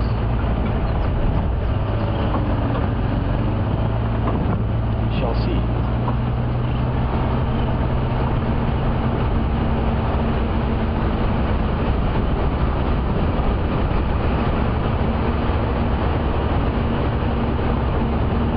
Another question. Hello Lisa, nice to have you on Drive, and as I said, we'll talk a little bit more about hyenas, and then we'll get closer to the waterhole and see what's going on there. Lisa just asking, are hyena cubs blind when they're born? Also referred to as artificial when they born like that. You get precocial birth, which would be like impalas, where they precocial, they've already developed by birth time. They can run around and so within minutes or seconds even. Hyenas are pretty much like lions and leopards, where the young ones are very, very vulnerable. You know, just this sort of, I hate the word useless, but colloquially you could use the word useless, I guess. They can't do much, they can't see much, they can't move much. The first couple of weeks they're sort of just flopping around and crawling around, and then they start getting stronger and more confident to move around and so on. So same with hyena.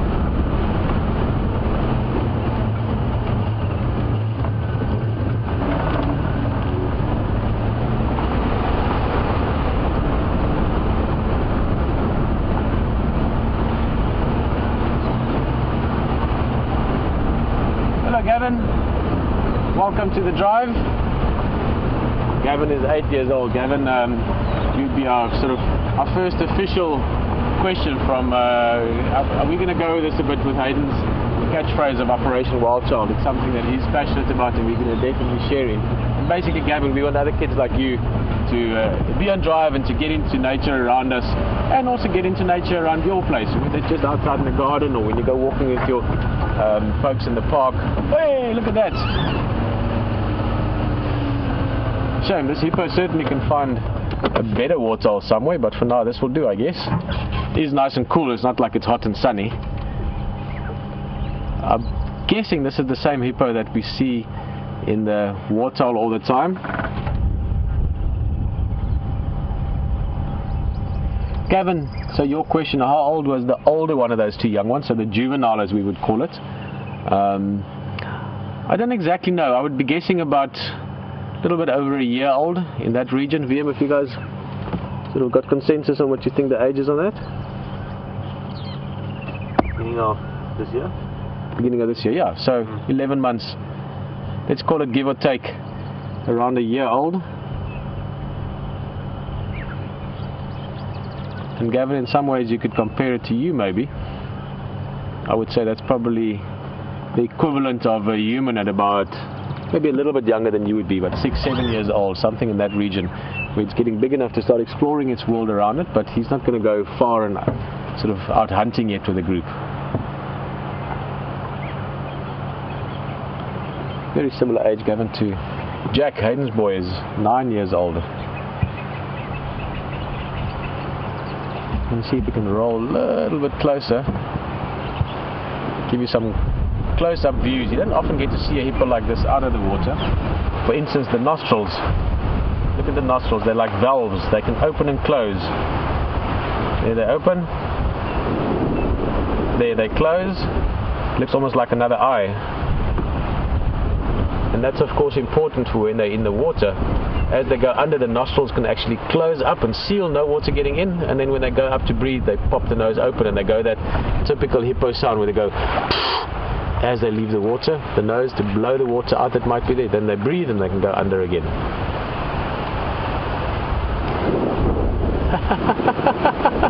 That's so cool. Just a little mud stop along the way. And hippos, again, typically we see them in the water. Those of you that have been on many drives, you always see the sort of the top 20% of a hippo. I often imagine hippos with like really skinny, scrawny bodies and these thin little legs under the water with a big piece sticking out. But as you can see, the rest of the hippo looks like the top as well. It is quite a big, bulky animal. And yeah, great to see them like that. Then we move into the bush. Hippos can be a little bit grumpy is the wrong word, but unpredictable when they're on land like this. So we're not going to try and follow it. It's most likely it's going to run away. Just look at that. Gone, pretty much. You can just see the tail end. And my point there is just that if a hippo can disappear like that, imagine how easily a lion or a leopard could disappear. But that's why we look around, that's why we track them, that's why we stay alert to anything that might happen. And that's no better place to experience that than being on foot. And you're going to have a little look at what's going on there. Maybe ask Brent a question. Ask him what he thinks. Who was first, the bird or the egg?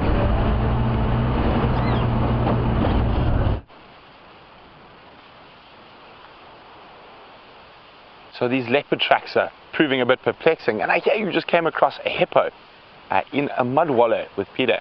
And Peter's 100% correct, very unpredictable, especially if you find them in those little water holes, not in a big water hole. Where they feel safe. So they do feel quite unsafe quite often in those situations, and you always have to be alert.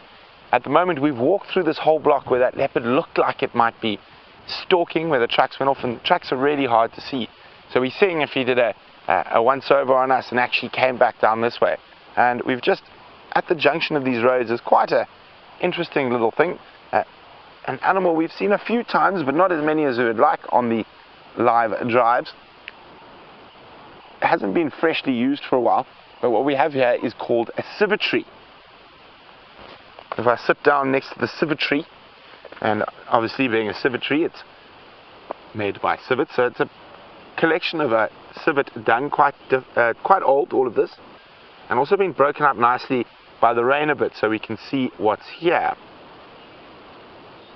So if we have a look down here, we can see quite a few little beetle carapaces, quite a few different species, definite dung beetles in here, quite a lot of dung beetles actually, and also looks like maybe some longhorns.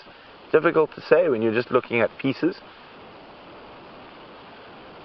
And a civet is a bit of a predator, so that's why I'm using a stick to sift through and see if we can find there's some wing casings, and also one of the more interesting, this is nice and old, so I know it's quite safe to pick up, little millipede segments. So civet is one of the only mammals that occurs in southern Africa that is able to eat millipedes. quite often from eating all the detritus and different plant species that they have.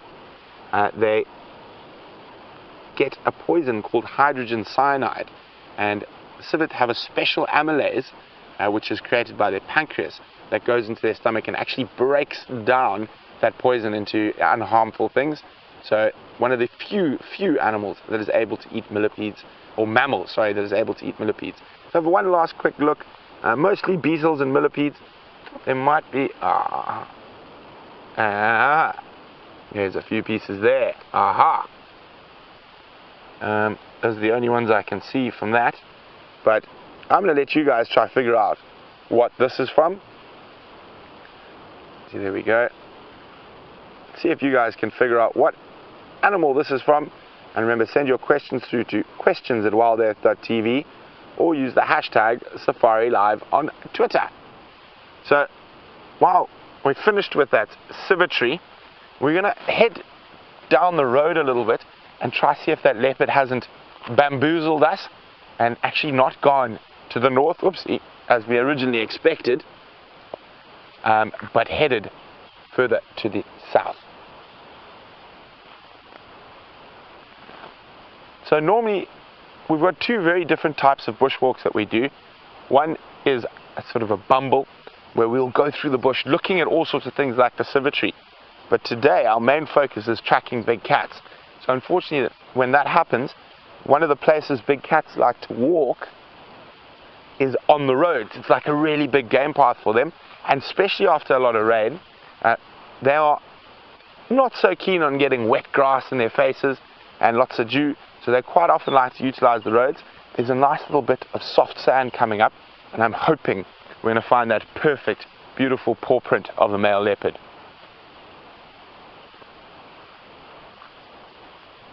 And at the same time, being on foot, it enables us to listen far more carefully for any alarm calls. And there's a strong possibility that this leopard might have had a successful hunt in that storm last night. But from this, we're going to go to baby making with James under the microscope.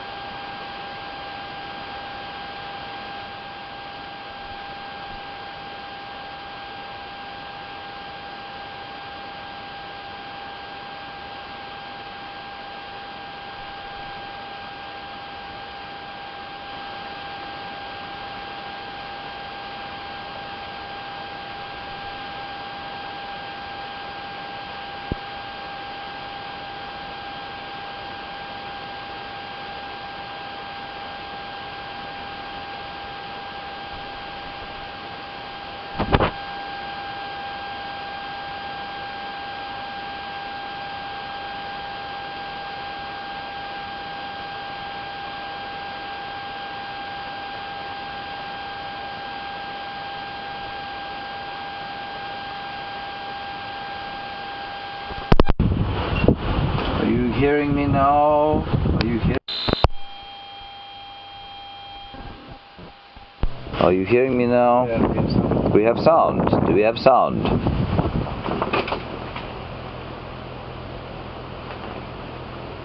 Right. Sorry everybody about that. Right. We had these two millipedes, and they were in fact mating with each other, which was fascinating to watch. They were coiled in a state of abject passion. They now, of course, are a bit shy because they've just been caught under the light of this microscope. But look at the way the millipede moves. Same thing, well, you saw the shell of the one that Brent was looking at, and this is something called a worm-like millipede. They eat a lot of dead and dying plant material, and that's about all, really. They don't seem to have much of another kind of function, and unfortunately they have completed their mating. And what happens is that they coil around each other.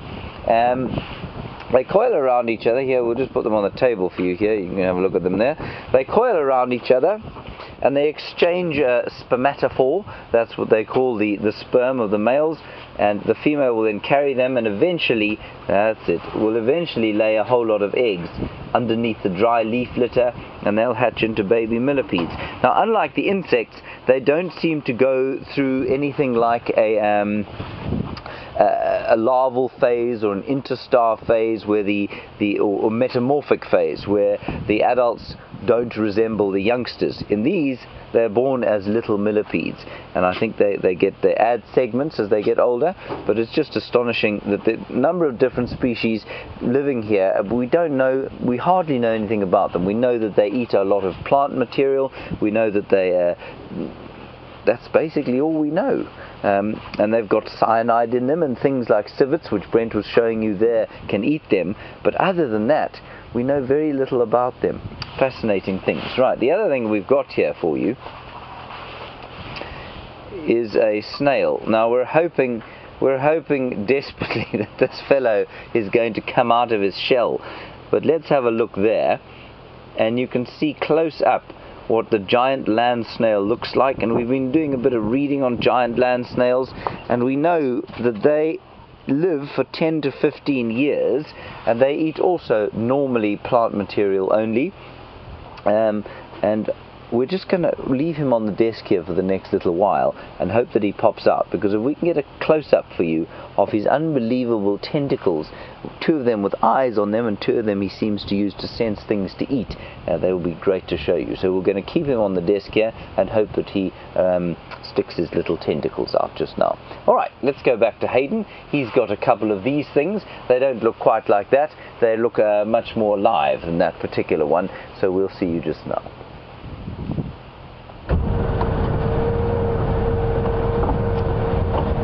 Came round this corner here, folks, and beautiful herd of bachelor herd of buffalo. Could be the same ones that we started off with this morning, and they've just crossed over the road. I'm just going to reposition the vehicle so we're sort of in amongst them. They're very relaxed with us, but there's some absolutely magnificent specimens here. Just big boys with incredible horns, and that big bulbous helmet like that. Look at this boy up here. How beautiful is he? There's a prime buffalo bull there. I'll just move up a little bit closer. They're grazing through here nice and gently. We've got some red-billed oxpeckers just hanging off the side. I'll just position up here so you can have a good look. Get right into a nice spot here. So relaxed. Hey guys.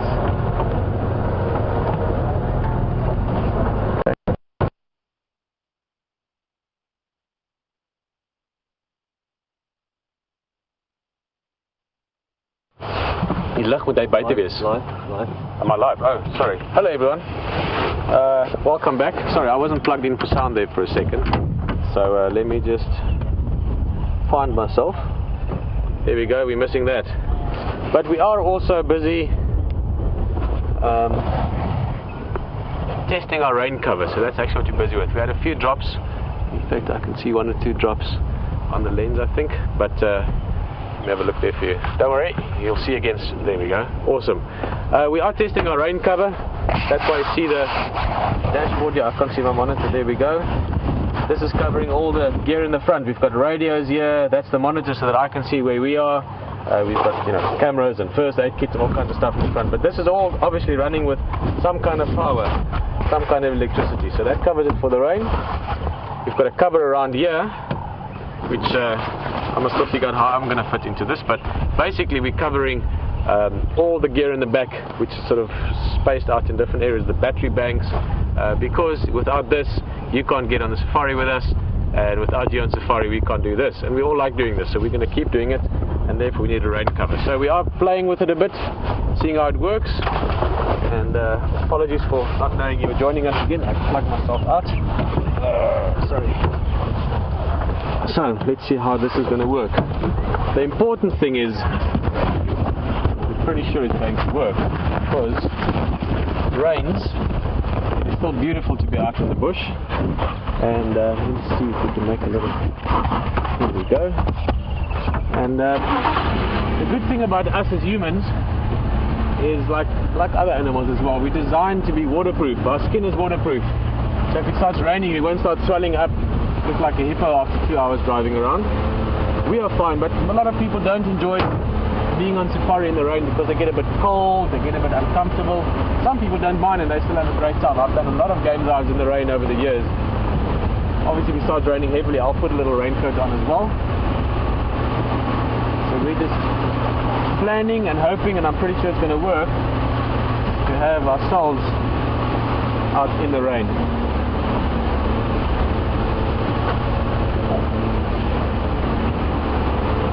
Hello Ronald, welcome on safari with us here with WildEarth in South Africa. Sabi Sands Game Reserve, Djuma Game Reserve, Aretusa is the other reserve we're in. Sabi Sands is sort of collective reserve, if you want, compare it to like New York. And Djuma and Aretusa would be different suburbs of that, so areas that you can sort of move around in where we are. And Ronald, you're new on Drive with us, so first of all a big welcome. You're going to meet lots of great people on the vehicle with you. And Ronald's just asking if we get giraffe here. Yes, we do. We can find giraffe. We will find giraffe. Maybe not right now, maybe not this morning. But as the drives go along, Ronald, I'm hoping and I'm sure you'll be back for more. That's the great thing about safari, because you never know what's going to happen next. We could find anything. We could turn that bend and there could be a leopard walking down the road. But also giraffe, zebra, buffalo, wildebeest, impala, those are all things we've seen this morning other than giraffe, hyena. We've seen great leopard over the last few weeks. Wild dogs have been active, lion, elephant, all the big animals that you can hope to see in Africa, that you can dream to experience. They're all here. We're in a truly wild place, a truly wilderness area. The Greater Kruger National Park, of which we are part of, is twice the size of Yellowstone National Park, just to give you a comparison. Of other game reserves, other wild areas, an amazing habitat, amazing ecosystem, and for us to have a little window into a part of that is a rare privilege. So yeah, thank you for joining us.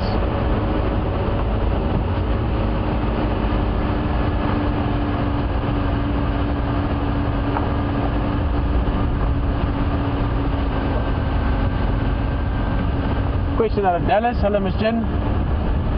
Asking why are leopards drawn to Sabi Sands? Not so much that they're drawn, but why are there so many leopard in the Sabi Sands? Various reasons, and keep in mind this can also fluctuate and change over, not daily, but over time frames. So over a 20-year period you will find sections. We were talking the other night to Stefan, there'll be time periods where there's higher leopard density, and then you might have a few changes in habitat and raining conditions, drought conditions. And that might change a few things, and that could change the prey species dynamic, and that could change the predator species dynamic. So there's been stages where the lion density is up again, and that would influence the leopard density. So lots of things influencing it, but Ms. Jen, in short, this type of habitat where we're driving through now, especially this area of Djuma, you go further south in Sabi Sands, down towards places like Mala Mala, Singita, Londolozi, they're down towards the river itself, high leopard density around the riverbeds as well, or the bigger rivers, the Sand River in this case. But it's to do with the habitat. We've got a lot of this sort of, I mean, just looking around as we're driving, it's thick, it's lush, you've got lots of trees, lots of bush, and that's great habitat for leopards. For them, it's a good place to hunt. They can hunt impala, warthog, all your sort of medium-sized prey species. That's brilliant for them. It's also very good for raising their young, very important.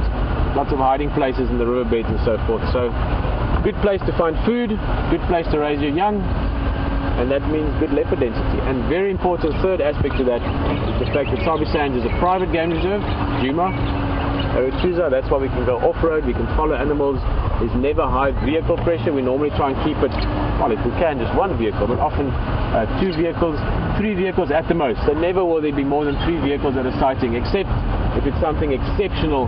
We'll sometimes say, listen guys, this is, you're watching something amazing here, like we had with those wild dogs last year around this time during the hunt. Then we'll get other guys in because it's just this occurrence that's so brilliant. But typically 1 to 3 vehicles maximum on sighting, so that's good in terms of the intimacy of the experience.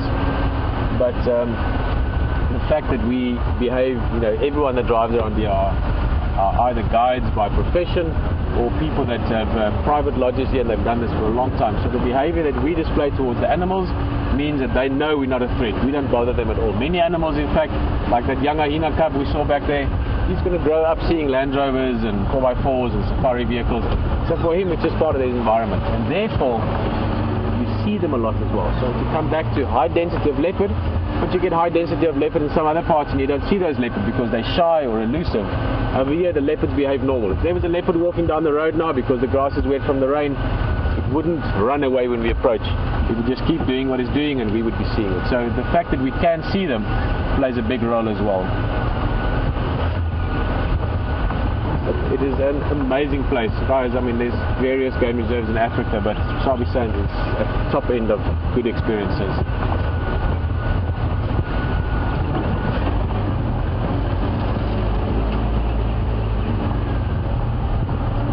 Genevieve, beautiful name.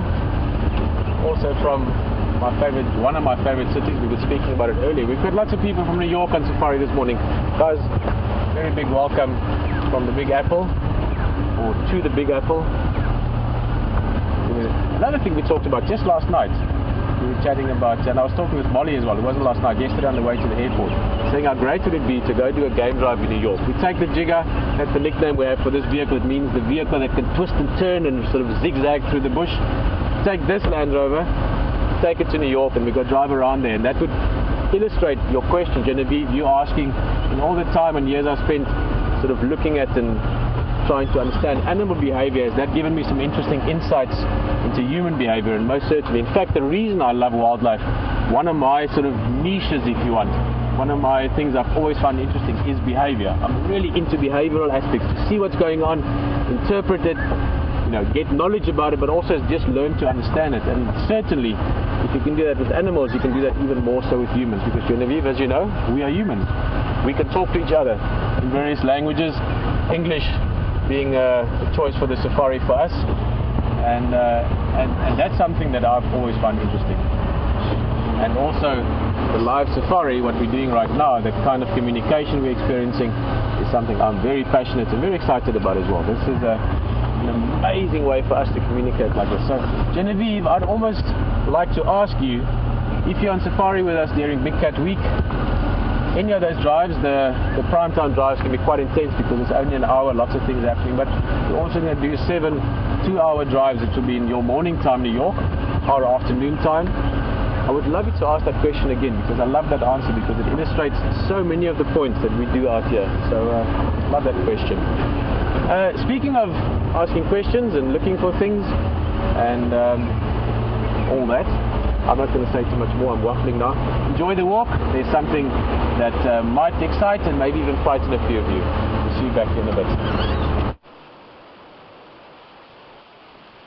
So in our endeavors to find this leopard, we've come across something we don't see too often. It is a shell, but it is really, really, oh, excuse me, leathery. It's almost like a cross between cardboard and leather, and you can see whatever was in it has escaped and is now being born. I'm probably going to guess that this is a snake shell, a snake egg shell. It is definitely a reptile. Reptiles have this very distinct sort of leathery shell casing, and if it had been a tortoise, they have a probably a bit bigger and round, a very almost perfectly round shell, with snakes tend to be a little bit more oblong. But very, very interesting little piece, and I'm really excited to get this back to the tent, because James will probably be able to have a great look at it on the microscope. And while we've been out on walk, we've collected a few things that we're going to try and get to James before the end of the safari. We've been tracking right on our eastern boundary, so we might get there a little bit later. We still have to walk back to our tracking vehicle, and then from there head back towards the tent on quarantine clearings. But before you leave, we've got some other stuff around us here, and I noticed that as I picked up the shell, and we've got a beautiful, beautiful little flower. And this is a different one. So we see 2 different Commelina flowers here, and the blue Commelina is the far more common of the 2, and this is a Bengal Commelina. You can see it's slightly more delicately shaped, and I always think they almost sometimes look like little elephants with the ears and the tusks and the trunk. Not always, sometimes there's a few too many moving parts, but these bottom ones to me look like nice big ellie tusks, sorry, and obviously the big ears. A beautiful little one, and again something I think James would have quite a good time at looking at. Ah, imagine that. James has this under a microscope already. So let's go have a look at the minute detail of a Commelina. One Commelina bengalensis to another Commelina bengalensis. Here we go. We have a picture here of exactly what Brent was looking at. The Wandering Jew is its common name. Why it should be called that is anyone's guess. It doesn't seem to wander a great deal, nor does it appear to have any religious persuasion whatsoever. Right, let's have a look at it. That is the Wandering Jew under the microscope there, and beautiful. You can see the pollen, glorious yellow color of the pollen anthers carrying the male spermatophore. So, just to keep you in the loop, if you've forgotten your biology from school, that yellow spermatophore, the pollen, is the male part of what travels in the wind or on an insect vector, probably on an insect vector in this particular case, to another flower where it will be landed on the stigma, which is the female part of the flower, and that will then disappear down, and a new flower will be, or the fruit will be formed, and then a seed, and then of course a new plant in the new season. So that is the Wandering Jew. If we come back to my little desk here, which is a source of great fascination, because there is an enormous amount being collected by a huge team of collectors, professional collectors, in the way of, I'm just looking at them now, they're all grinning at me like Cheshire cats. They've been wandering around quarantine clearings finding bits and pieces. They include the inimitable Stefan Winterboer, Louise Povard, and of course Eugene, who, while he isn't fixing the satellites, has been finding things here. His contribution's not been a strong one this morning. He managed to find a fork stolen by a hyena. That's all he's managed to find so far. So, have a look now. That, everybody, is the sting of a shiny, burrowing scorpion. And you can just imagine getting pucked, as they say in Afrikaans, by one of those things. Apparently not very venomous, but these are the guys. I think Brent was looking at the shells of a scorpion, and the shells of that, not a scorpion, the shells of a millipede. The shells of that millipede could well have been deposited, I'm not sure exactly, I think they were a civet in Brent's case, but the shells of a millipede are often found outside the burrows of this particular scorpion. But what is so interesting is the hairs, and also the size of the sting, and the fact that the sting is so sharp. How on earth the scorpion maintains a sharpness there? I mean, this is a very sharp thorn that I've just stuck into your picture there. That would go into your hand with a great ease. So the sharpness of the scorpion sting is infinitely more than even this great acacia thorn. And this particular piece here, that there, is the venom sac. That's where the venom is. It's not a very venomous scorpion. It's got pretty large pincers, but that will still give you a nasty little nip. And look at the hair on it. I mean, that hair is just astonishing. What it's there for, I can't imagine, but look at the hair. Right, so that is the scorpion. And we also had a moth or butterfly somewhere around here, but I'm just going to retrieve it. Ah, here we go. Carry on.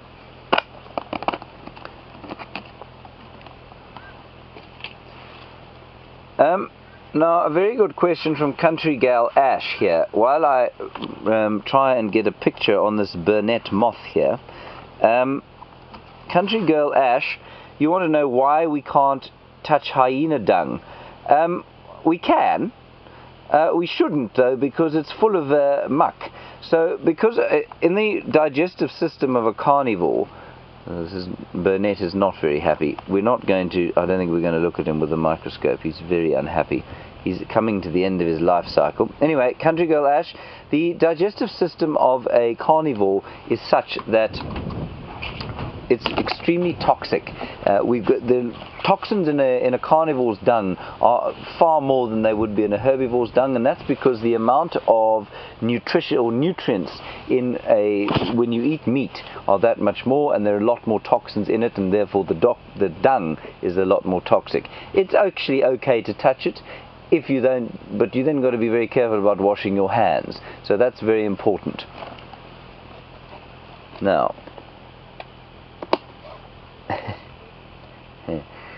right. So we're just going to have a quick, this is what I was looking at here. You can see the Burnet moth. I think you're going to probably get a better look at them on the bushwalk with Brent eventually, but we're going to release him. You can see the scales of his wings are coming to the end there, and yeah, he's going to probably pass on. They're very short-lived. Right, we've got a skull just like this one that we're going to go across to Pieter and have a look at. And Debbie, you want to look at a piece of the skull under the microscope. I'll try and set that up while you're with Pieter, and then we'll come back and have a look what it looks like under the microscope. See you just now.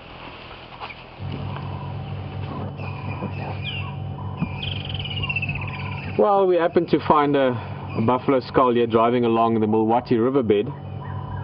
Exactly what James has just been telling you about. It's fascinating to see things on a smaller level as well, from the big things to the small things. This is a old buffalo skull, old buffalo female, in fact. Just looking at the bosses, those sort of shields on the front of the head, and you can see a lot of the keratin layers, that sort of fingernail-like covering of the horns, has been broken down now by these larvae. There you can see those little, looks like little dreadlocks almost on the horns. It's exactly what James was talking about. There's a little bit left of the horn sheath, and then just the hard bone. As I said, we're in the riverbed.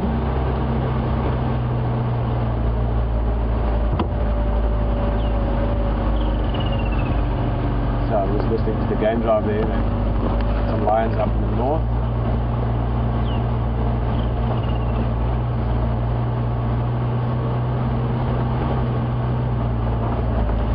These lions are too far north for us, but it's just good to know where they are. Hello Millie, from Utah. You know, there's a little village out here, the second village from the boundary of the reserve. Not far, 10 kilometers, 5-6 miles. A village called Utah. Second village after the first village, that's called Dixie. Quite a few American names for some of the villages in this area. Millie, you're just asking what have I been doing. Sorry, I'm not looking at you, but I'm just looking around. This is Twin Dams area, Great Leopard area. We heard some squirrels alarm calling just now, so I want to make sure we don't miss something. Millie just asking what have I been doing since I was in the Sabi Sands last. This is about a month ago, just over a month ago. Been back home. This is busy season as well in Namibia. That's where I'm from, the next country on the west coast of Africa after South Africa, so southwestern Africa. It used to be called Southwest Africa before called Namibia since 1990. We've been very busy. In fact, my wife Alicia has been very busy. We had a very, very busy yesterday, busy day today as well, with the boat safaris, Mola safaris, what we do there, and I've been doing some dune tours as well, 4x4 tours in the dunes, which I obviously enjoy a lot with the Land Rover, so that's also good fun.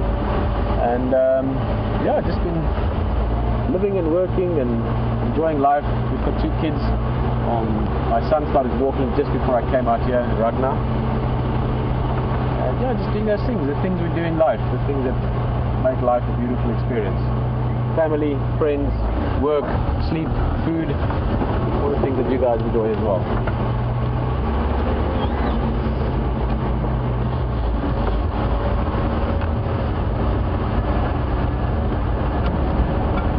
Raining, even though we did get our rain cover out. It's partly just a test, but why I'm thinking of that is I just felt the drop or two again. So there's a little bit of sort of random drops falling down. I think we will get some rain again today. In fact, through until about the middle of the week, Wednesday, maybe even as late as Thursday, we should have a bit of rain. I'm sure we're going to have 1 or 2 big storms as well.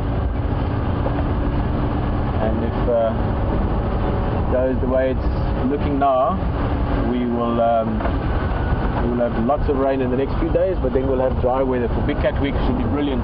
Also means we're going to have beautiful nature around us. Obviously cats are what we're going to be looking for, but when it rains a lot, you've got water everywhere, and with that all the insects and the bird life and the young animals that are being born, just lots of excitement. So a beautiful time to be in the bush, summertime in Africa.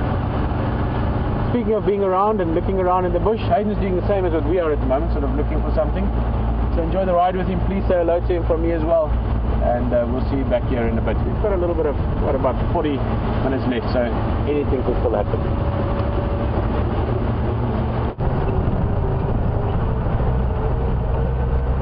Well, it's been a little rainy in spots. We just put a couple of covers on. We lost signal a little bit before, so I missed out on sharing that little bit of buffalo action with you, but I'm coming back around now to see if we can see them. But Sherry from Ohio, how are you, Sherry? Great to have you on board this morning. And Sherry's question is about leopards and sort of turf wars and territories and densities.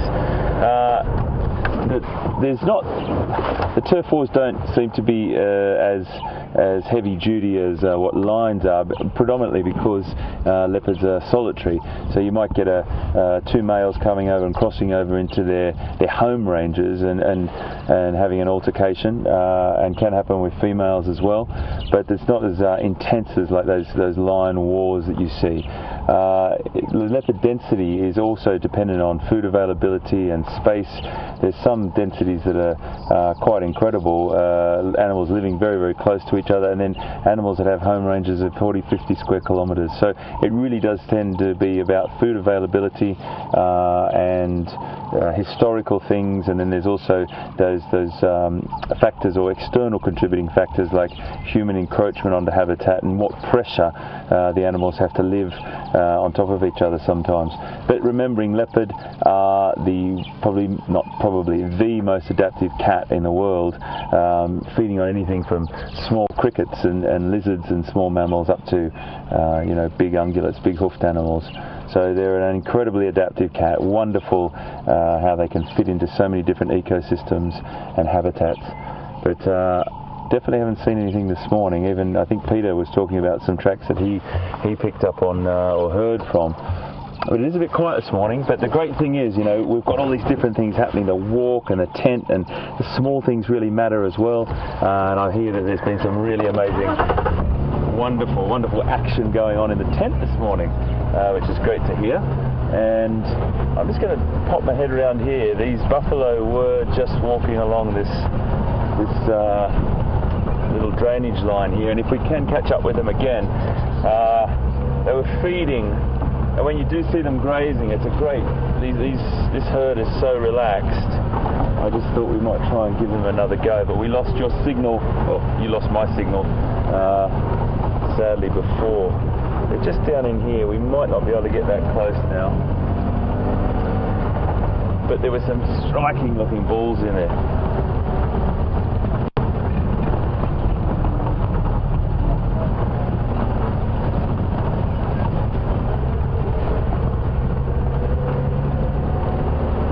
Wow. I think I should stop. Operation Wild Child reporting for duty. Elizabeth in California. Fantastic to have you on board, Elizabeth. 5 years old, and what a great question. Are African buffalo related to American buffalo or bison? Well, you know what? They are down the track. I think, millions of years ago when the earth was all changing and all the different parts of the world were moving apart, different fragments or different sections of that family that the buffalo are in. It's a really interesting word. You might use this down the track, but it's a big word. It's called bovine family, B-O-V-I-N-E, and that's the family of cattle, wild cattle, including our domestic cattle, the ones that we see in a paddock near your home or when you're driving through the countryside, all related in the same sort of family. So it's a great question, Elizabeth. And there's buffalo also that occur in Asia, very different looking ones as well. But yes, they are related distantly, but they're definitely related, Elizabeth, and fantastic to have you on board, our first soldier in Operation Wild Child. Fantastic to have you, buddy.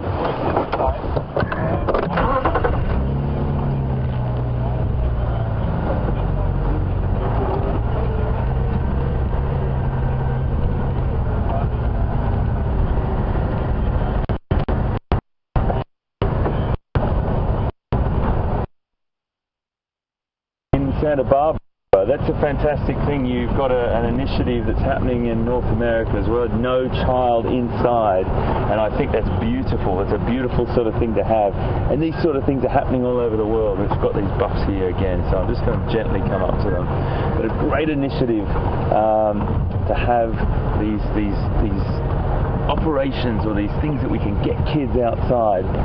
It is scientifically, I'm just going to pull up. There's a nice one just here, Bri, as well. But I was looking for one particular ball. There's a couple. We'll just park ourselves down a little bit further. It's all right, my friend. It's okay, buddy. Just trying to get Brian a nice shot. Oh, here we go. Right. Maybe if we... no, you're going to walk on a little bit. They're going down into this drainage line, which is a bit tricky for us. I'm going to back up a little bit, but just back to that those initiatives that getting kids outside. If we can stimulate you guys to get outside and explore your world a little bit as well, after you've watched Safari Live, of course. Oh, they're just being a little bit elusive at the moment. There's a couple over here, Bri, that are going to probably walk towards us. So I'll just park off here. There's one boy just through there. They're a little ways off. They were really close to us before, but they might walk onto us a little bit as they're grazing. And they're just grazing through on this beautiful fresh flush of grass that's come through after this dump of rain that we've had. And the rain still sort of haven't settled in as much as we would have hoped. A lot of the dams, as we were talking about before, are still quite empty, but it's imminent. It's imminent, there's no doubt about it. You can feel it. We got a few spots of rain before. We had to stop and put the rain covers on.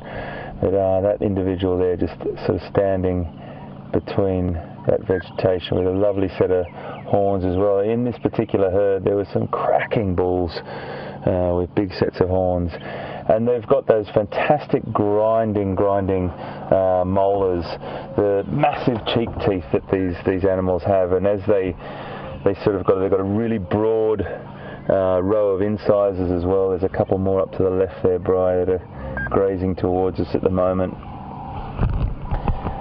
They've got a prehensile tongue as well, which allows us to really get amongst that grass. So as they get closer, we'll have a little talk about it as you can see it happening. And what it is that those fantastic cheek teeth and that broad row of incisors gives them ability to feed in all different grass lengths, and they can use that prehensile tongue to rip off big bunches of long grass. They're very efficient feeders. And I was just sitting there before, just as I lost you, and they started to browse on some vegetation as well. So really good adaptability buffalo, but predominantly grazers. And the foliage will be, lots of different herbs, and including the grass. It's a bit like a smorgasbord or a buffet where they walk through. Not quite as extensive as elephant, but they're great efficient feeders, these guys.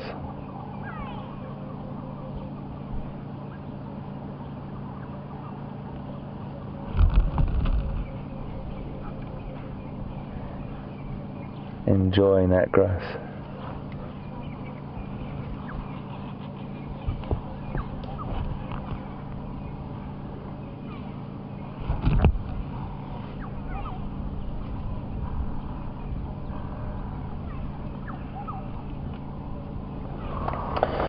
So Janine, great to have you on board with us this morning, and a lovely question from you to know whether my son is out here with me. Well, he's not at the moment, Janine, but in just after Big Cat Week, my wife and my son and some of my friends from around the globe are joining me down here, and we'll be spending some time on Djuma and staying for an extra 5 days. So I'm very excited. He's never been here before, and I'm really excited for my boy to be down here and being able to experience this beautiful place.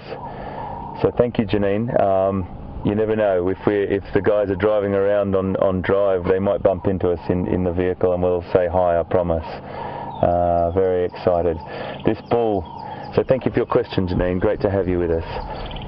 this bull here has had a bit of a knock, and then you see this quite often, where they lose a horn, break a horn off in a fight, or a bit of a scrap. You can imagine you've got some really great behaviour that you see when two bulls are coming into contact with each other, and that they sort of stand head to tail and do this wonderful walk around each other. And it's a lot of posturing and carry on before they actually do engage. But when they do engage, you certainly know about it. It's a broadside sort of approach that they have with each other, and when they connect, you really hear it. It sounds incredible. But at the moment, these boys are very relaxed and just feeding and doing a little bit of browsing through here. As they get closer, you'll just start to see those lovely, that tongue sticks out a little bit. You can see it wraps around. Might see if he does it a bit closer to us. Hello, my boy. He's just going to walk straight across in front of us here. He's definitely been in the wars, that boy. Beautiful. Coming quite close to us. He's about probably 15 feet away from us just here. Just walking past. Giving the obligatory sort of look at us here and there. But you know what I'm going to do now, because that's a great little place to change over and link to the guys in the tent. And I think James has got actually something carrying on from Buffalo for you. We'll see you just now. Hello everybody. Deb, we have decided to show you the buffalo skull as we promised, but while we were doing that, the most amazing thing occurred. Now I'm going to head across straight to the microscope, and you will see, living in this buffalo skull is, oh dear, I had the focus so beautifully, there he is, an unbelievable sighting of a spider. I don't know what kind of spider. It's got some beautiful blue eggs. Those eggs are tinged just like gin, I suppose. So we'll call this the gin spider. I mean, have you ever seen a more subtle and gentle colour than that in the bush? It is just absolutely spectacular. Look at the colours on the spider, and the eggs in that sack are just unbelievable. It's living in the eye socket of this buffalo. So let's come back to the buffalo skull now, and you can see exactly where it's living. There is the eye socket of this long dead beefalo, and the spider is just inside there. I'll shine a bit of light in there. There you can see him.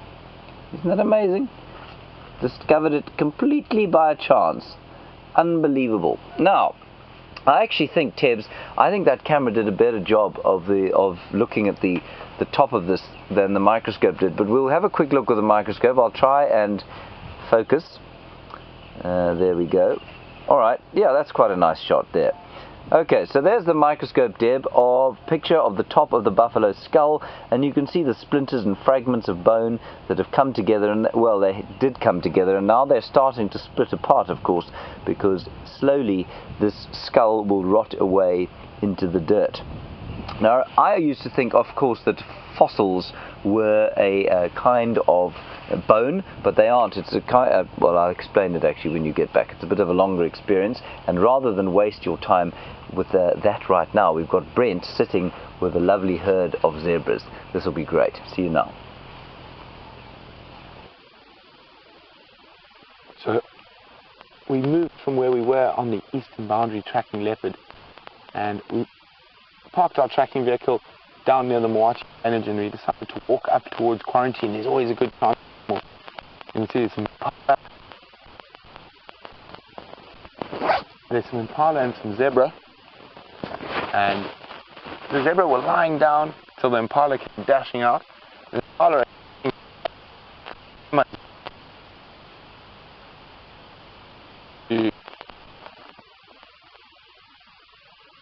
go check.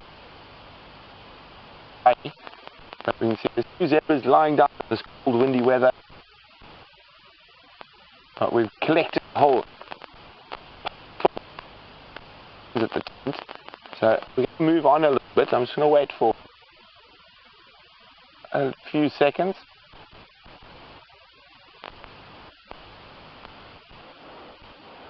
So while we move, we're going to send you across to Pieter, and hopefully we'll find something more before we get to the tent.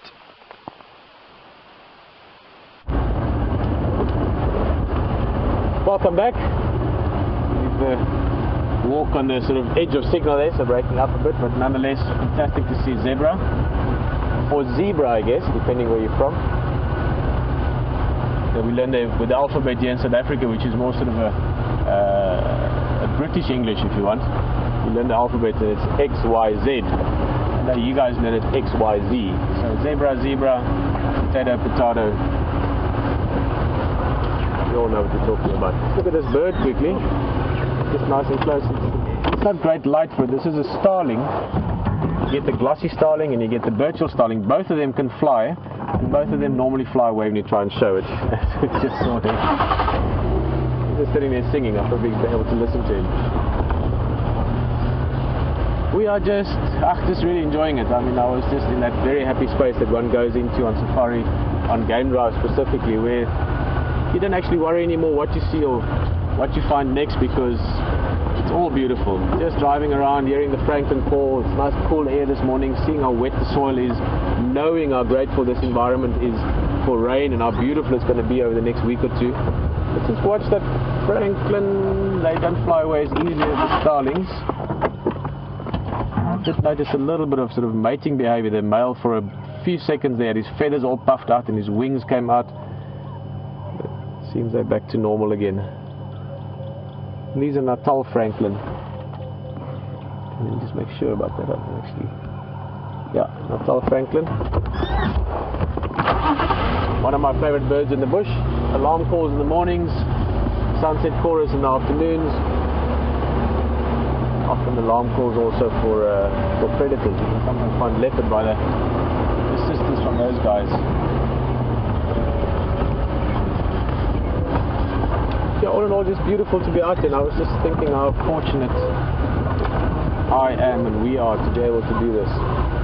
Thank you. I will say this many times over the next few weeks. Coming up to Buffelshoek Dam. Now, even though it's wet now, you might wonder why we're checking waterholes if there's water everywhere. But keep in mind, the animals are still creatures of habit. They will still go past familiar places, waterholes. And on that note, we're going to go back to the walk. I think you'll be able to hear them better. We'll see it probably just before the end of drive.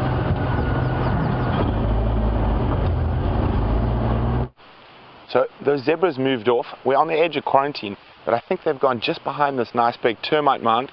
And there's HT. He's also around here, so we can say hello to HT. And Brian, I think, under all that cover. It's very difficult to tell the cameraman when it's cold and wet. But we're going to try see if we can sneak up to the zebra quickly. We're just going to pop up. There's a nice big termite mound ahead of us. And then, oh, there they are. So they're directly behind the termite mound. I don't know if, Jandre, you want to show quickly. You can just see a head popping out over the termite mound.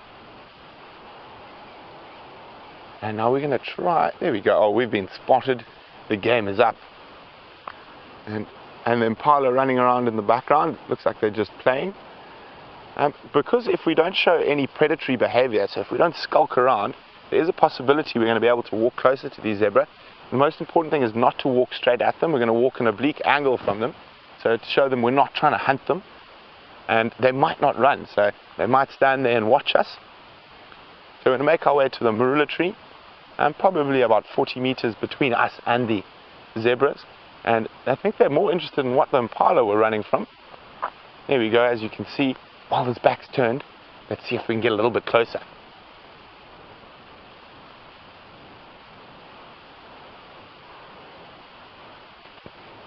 Got caught.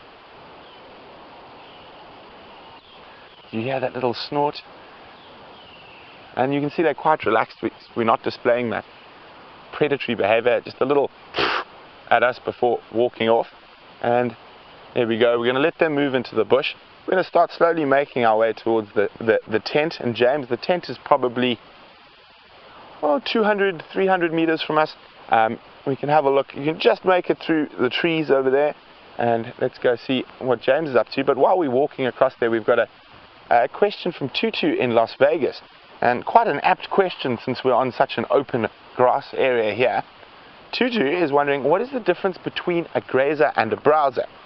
So if I was a grazer, Tutu, well, let's get a little bit closer to this bush before we do that. As a grazer, I would only eat grass, or almost exclusively grass. So some nice fresh new shoots like this would be ideal, and quite often, let me just dust the sand off, these new fresh shoots, obviously the roots of the plant are trying to put as much nutrients in it to get it to grow as fast as possible. There's quite a lot of sugar in it, so quite a lot of starch, and that's what the grazers are after, and that's why often they're dung, and of course there's not dung around us now, but it's very dark. It's from the starches that make it very, very black.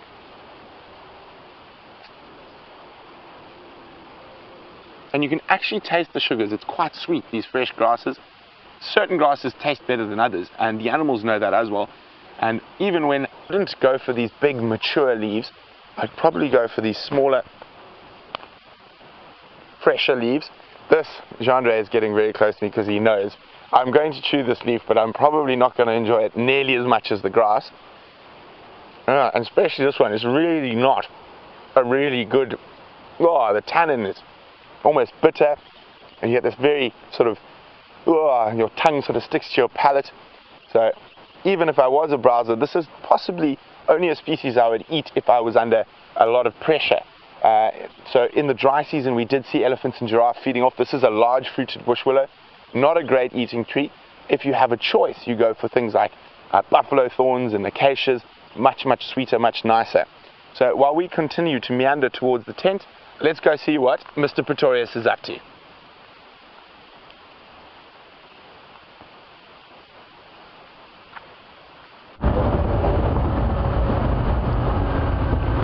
Hey guys, welcome back. I just want to have a quick look at... Oh no, just look way down the road. There's two people walking. I thought perhaps it's the guys from the walk. And I knew they were not on the road, obviously, because they were looking at zebra and chatting with you.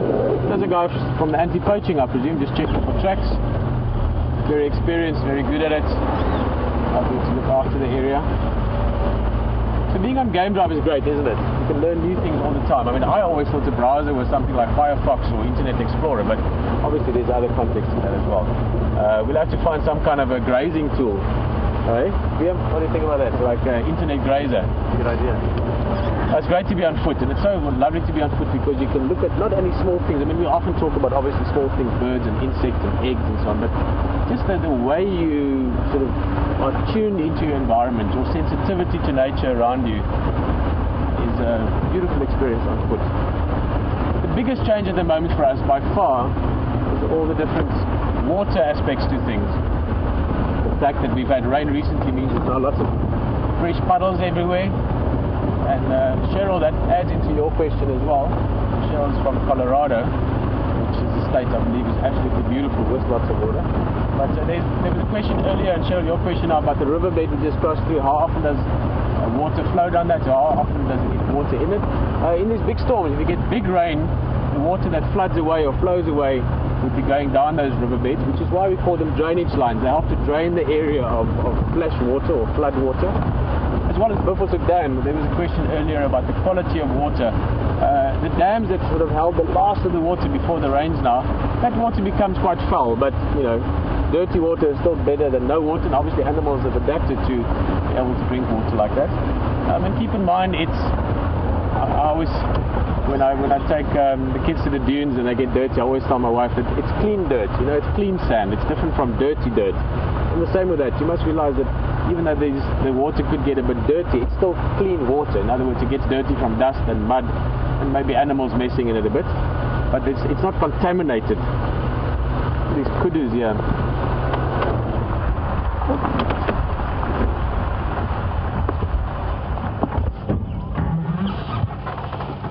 Hello Jane. That's a good thought. In fact, I think lots of good thoughts are going to pop up with this microscopic view we've got of things. Just to be able to see things on a little bit more of an intricate level is very interesting, because often how things tie in on a small level is interesting how it fits together on a big level, if you know what I mean. But Jane, you were just wondering if we'd be able to get a sample of that water and have a look at it under a microscope. I think that would be interesting to see what's in it. But yeah, it's very interesting how it all ties together. I'm talking about my family a lot this morning because having you guys in the vehicle, many of you are friends of mine, many of you I even think of as family to an extent, certainly as the WildEarth family. But I'm missing my family a lot this morning, maybe because it's Sunday. My wife Leisha and my 2 kids. But why I was thinking of my wife now, one of the reasons, is she's a molecular biologist actually, so she understands things on that very, very small level. And it's interesting to talk with her in terms of how she sort of ties the small things and the big things together sometimes. And that's what we're going to do over the next couple of weeks. Great to have that tool available, great to be able to show you that sort of view of the world as well. We might be breaking up a little bit here in the dip, so I think we'll probably cut away shortly. If not, we'll continue on, otherwise I'll see you in a bit. So enjoy the microscope, see you in a bit. Hello everybody, in this little bucky here, come and have a look here Tibbs, we've got a centipede, and now he's called a large centipede, and it's part of an order. In fact, that's going to be better than the microscope. Let's look there, I'll just shine the light on him there. It's a whole order of them, which means there will be hundreds of different species of what we call large centipedes, and they are voracious predators of frogs apparently sometimes, small birds even, not this one. I mean, the bird would have to be microscopic for this centipede to eat it, and even other kinds of, probably this one's eating invertebrates for the most part. They can give a rather nasty, painful bite, but it's not dangerous to human beings. It's just an irritant more than anything else. Right, so that's a centipede. Now, country girl Ash, you wanted to know how big they get, the centipedes, and then how big they get compared with millipedes. I've seen lots of millipedes around here, roughly that size. So, how many inches is that? That's about 6 inches in length. And then centipedes, I have seen one centipede that big once, but that's very uncommon. I think the biggest millipede I've ever seen is probably about that big, which is almost half a foot long. And the largest centipede I've seen is about that big. So in this part of the world, I suspect that the millipedes get slightly larger than the others. Right, let's go quickly across to something very exciting. So folks, here you can just see running off through the bush there a glimpse of an absolute character, one of the most fantastic birds in Africa.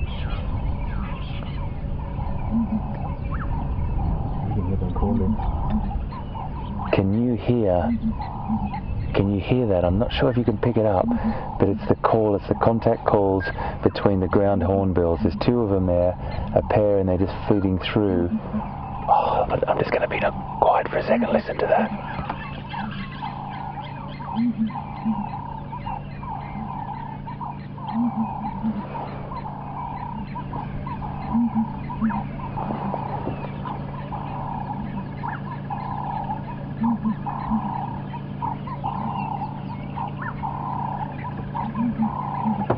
That's so beautiful. I'm just going to try and back up to get a glimpse of one of them for you. You got one? Oh, there you go. Brian's got one there. Fantastic, mate. Off in the distance, but we can't get any closer than that. No, they'll just they'll move into the thicker vegetation. But there's this beautiful oomph, oomph, really beautiful call there. And they do have a duet type of in the mornings they'll make that call, and they'll really contact with each other. Oh, fantastic. They're a big bird too. They get up to about 6 kilograms, which is about 13 or 14 pounds. I'm just going to try and move back a bit, right? See if we can just get one last glimpse of them. It's such a cool bird.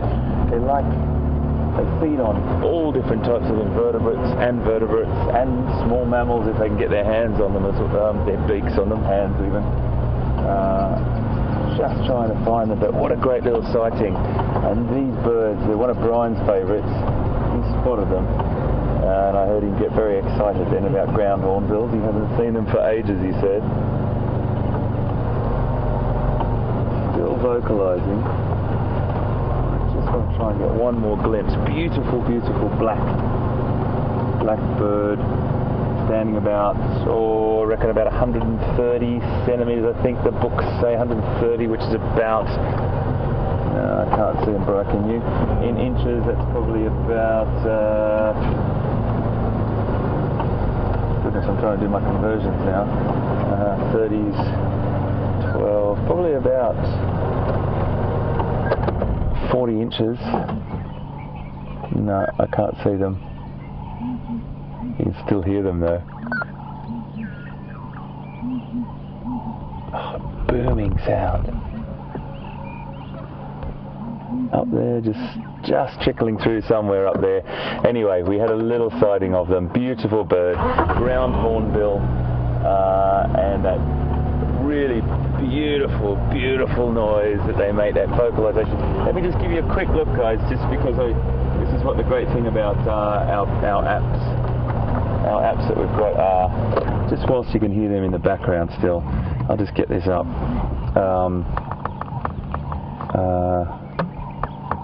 Here we go. Here's a picture, and this little app is a fantastic thing to have when you're out looking for birds, and you do find when you've got these beautiful white primary feathers as you see them when they fly. They don't fly for very long distances, but they use that. They can fly to escape a situation or to move a bit further. Really great male wattle or bright red coloration there. This is a picture of a juvenile just here, and then that's a picture you can see in the fully fledged beautiful coloration on that wattle and around the eye there. Lovely long big bill there for foraging and picking up anything from, as I said, small mammals to invertebrates to all different types of reptiles as well. I used to live in Zimbabwe, and a friend of mine hand-read one of these, and he used to live in the house, and in the mornings we would get up from the night, come out into the living room in the middle of summer, and when there's a lot more invertebrate activity at that time of the year, and they'd all come inside being attracted to the light, and in the morning a lot of those invertebrates, whether they be moths or beetles or whatever that had gotten into the house through the evening, it would be all up along the windowsill on the floor, and this bird, his name was Quis, and he used to come in the morning and just have this feast along all the windowsills and eat all these dead invertebrates. But he eventually then went off to the wild. Well, that was a nice little thing to finish on, and it wasn't a lot of mammals around this morning, but I think right across the board there's been some really interesting stuff, and I'm looking forward to seeing you guys later on this afternoon. So I'm going to say goodbye for this morning. Great to be back. Lots more to do. Operation Wild Child, we started that, and some lovely birds, and I just look forward to seeing you guys again this afternoon. So thanks very much for having me back, and we'll talk to you later. Bye now.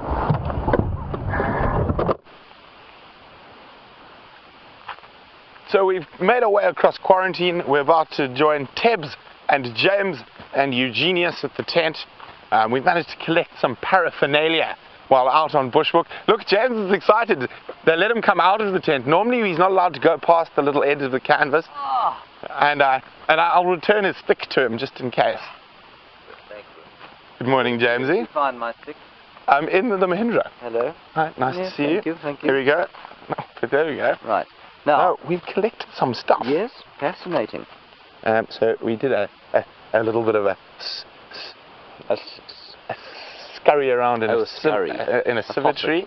A fossick, yes. Oh, and then yes, because you had the blue one, I brought you a yellow one. Pressed version of the yellow one. Yes, Thank you, Commelina. The yellow wandering Jew this time round. Okay. Come on, man. Oh, wrong pocket. There's too many pockets in this thing. And then a reptile egg of some kind. Okay, shall we have a look at him? Yeah, that's very leathery. Right. What do you think he is? I don't know. Just judging from the size, I think it might be a snake. Found on a termite mound. Very close to one, yes. Okay. And Right. I think that could be. So, Brenty, just put your hat on backwards so that we can see your eyes. You have to do that in here. It's not gangster, it's because the lights are hanging from the top of the roof. There we go. Now we're having a look at this under the microscope, and we'll just cross over to the microscope quickly, and you can have a quick look at what it looks like under the scope. Well, not substantially different from the buffalo skull from this angle, but it certainly is. It is very different and leathery, as you can see, and definitely nothing like a chicken or bird's egg. What kind of? Maybe a monitor? I thought a monitor, but I'm just not sure. And we did find another one. Okay, Brent's got all sorts of things in his pocket here. Yeah, which is also also a piece from a different area. Okay. But also got that leathery texture. It looks a little bit more fresh. I think the other one's been... There we go. We've got them under the microscope there. You can see that one too. That is quite an interesting change, interesting difference that they have. I'm afraid my expertise in ethology oh, you're so clever. doesn't go that far. I don't really know. I would go with something the size of maybe a monitor's a bit bigger than that. Yeah, I was thinking, that's why I thought snake. Whoa, the wind got that little one. Okay. The little one could even be a snake or a lizard, but it's so different. It's extremely interesting to see. And the different ones. Quite possibly the different diets. Yeah. It has a lot to do with how the eggshells are formed. Oh, I'll tell you what we did have here, and he's actually he's escaped at high speed. But we had a giant land snail. I wonder how on earth he disappeared. He'll be around here somewhere. But we put him next to this tortoise shell, and so we're talking about calcium and the need for calcium out here, which of course would make a big difference to eggshells.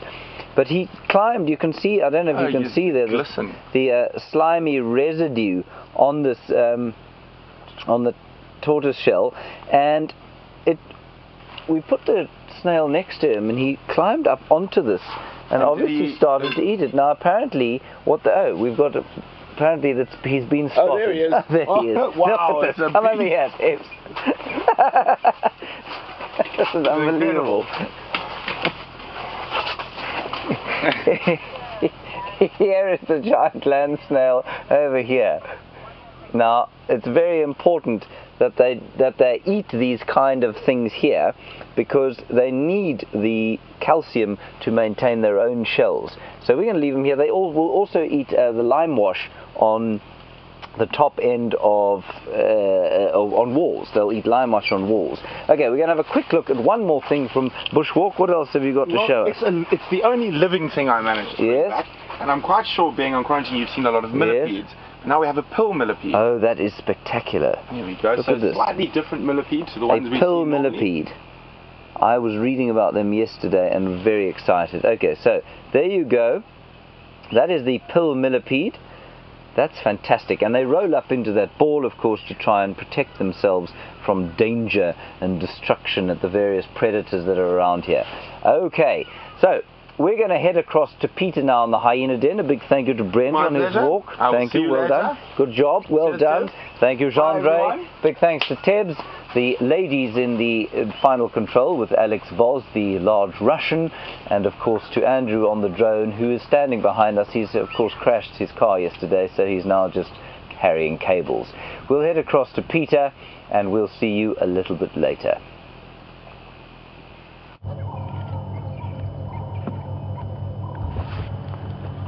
Oh, what a way to get to the end of drive, with the beginning of a new life, you could say. This little hyena cub that we saw earlier, maybe you missed it earlier on the safari. We were sitting here and this youngster was having a suckle from his mother, who's lying in the front here, and we're at a den, so we should be able to see them quite a bit over the next one. And what a perfect stage to be sharing this young life as well. He's big enough now to start exploring outside, and for us to get these beautiful views like that. Look at that. Oh, lovely.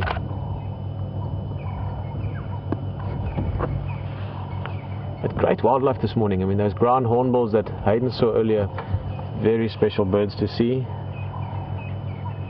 And lots of interesting things from the bush tent, from the walk. All in all, another perfect day to be on safari in Africa. Attacking the branch.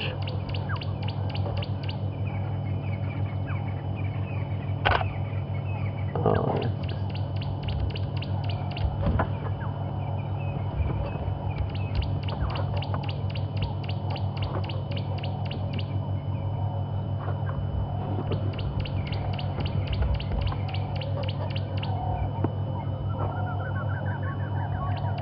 Oh guys, always great to get such good feedback.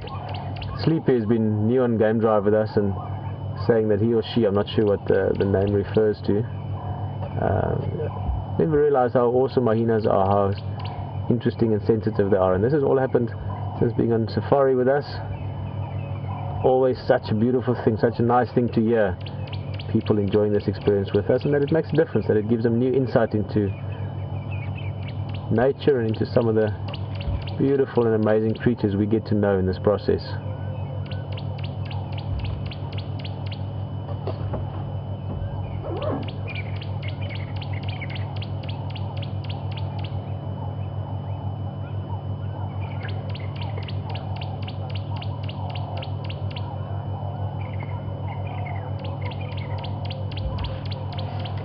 Seems we have lots of people from the East Coast. It's of course a good time of the day for you to join us for safari.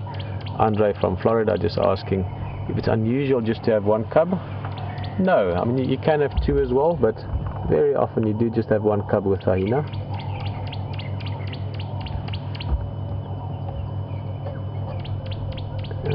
What's he doing? I thought he might be going back into the den. I keep saying he, it's more a generic he. It's actually more likely to be a female cub.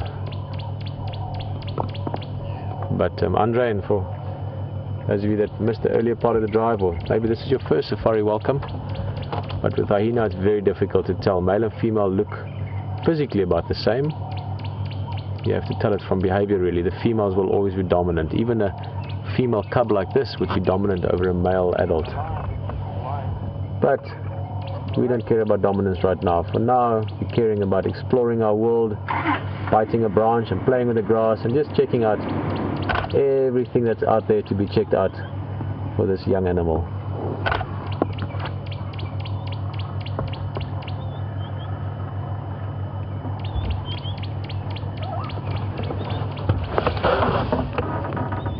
Oh wow guys, not in our area but further to the north the guys just found some cheetah, so nice to hear, not from us but from one of the game drives. Guys, it's been an awesome morning. Sorry we're going over time a little bit. For myself, Peter, it's been great to have you out here. It's great to have HT out here. It's also fantastic to be with the team, all the guys that are out here on a permanent base. James in the tent, Brent on the walk this morning, Scott you will see quite soon as well. The lovely ladies in the control room, thank you very much. See you this afternoon for the Sunset Safari.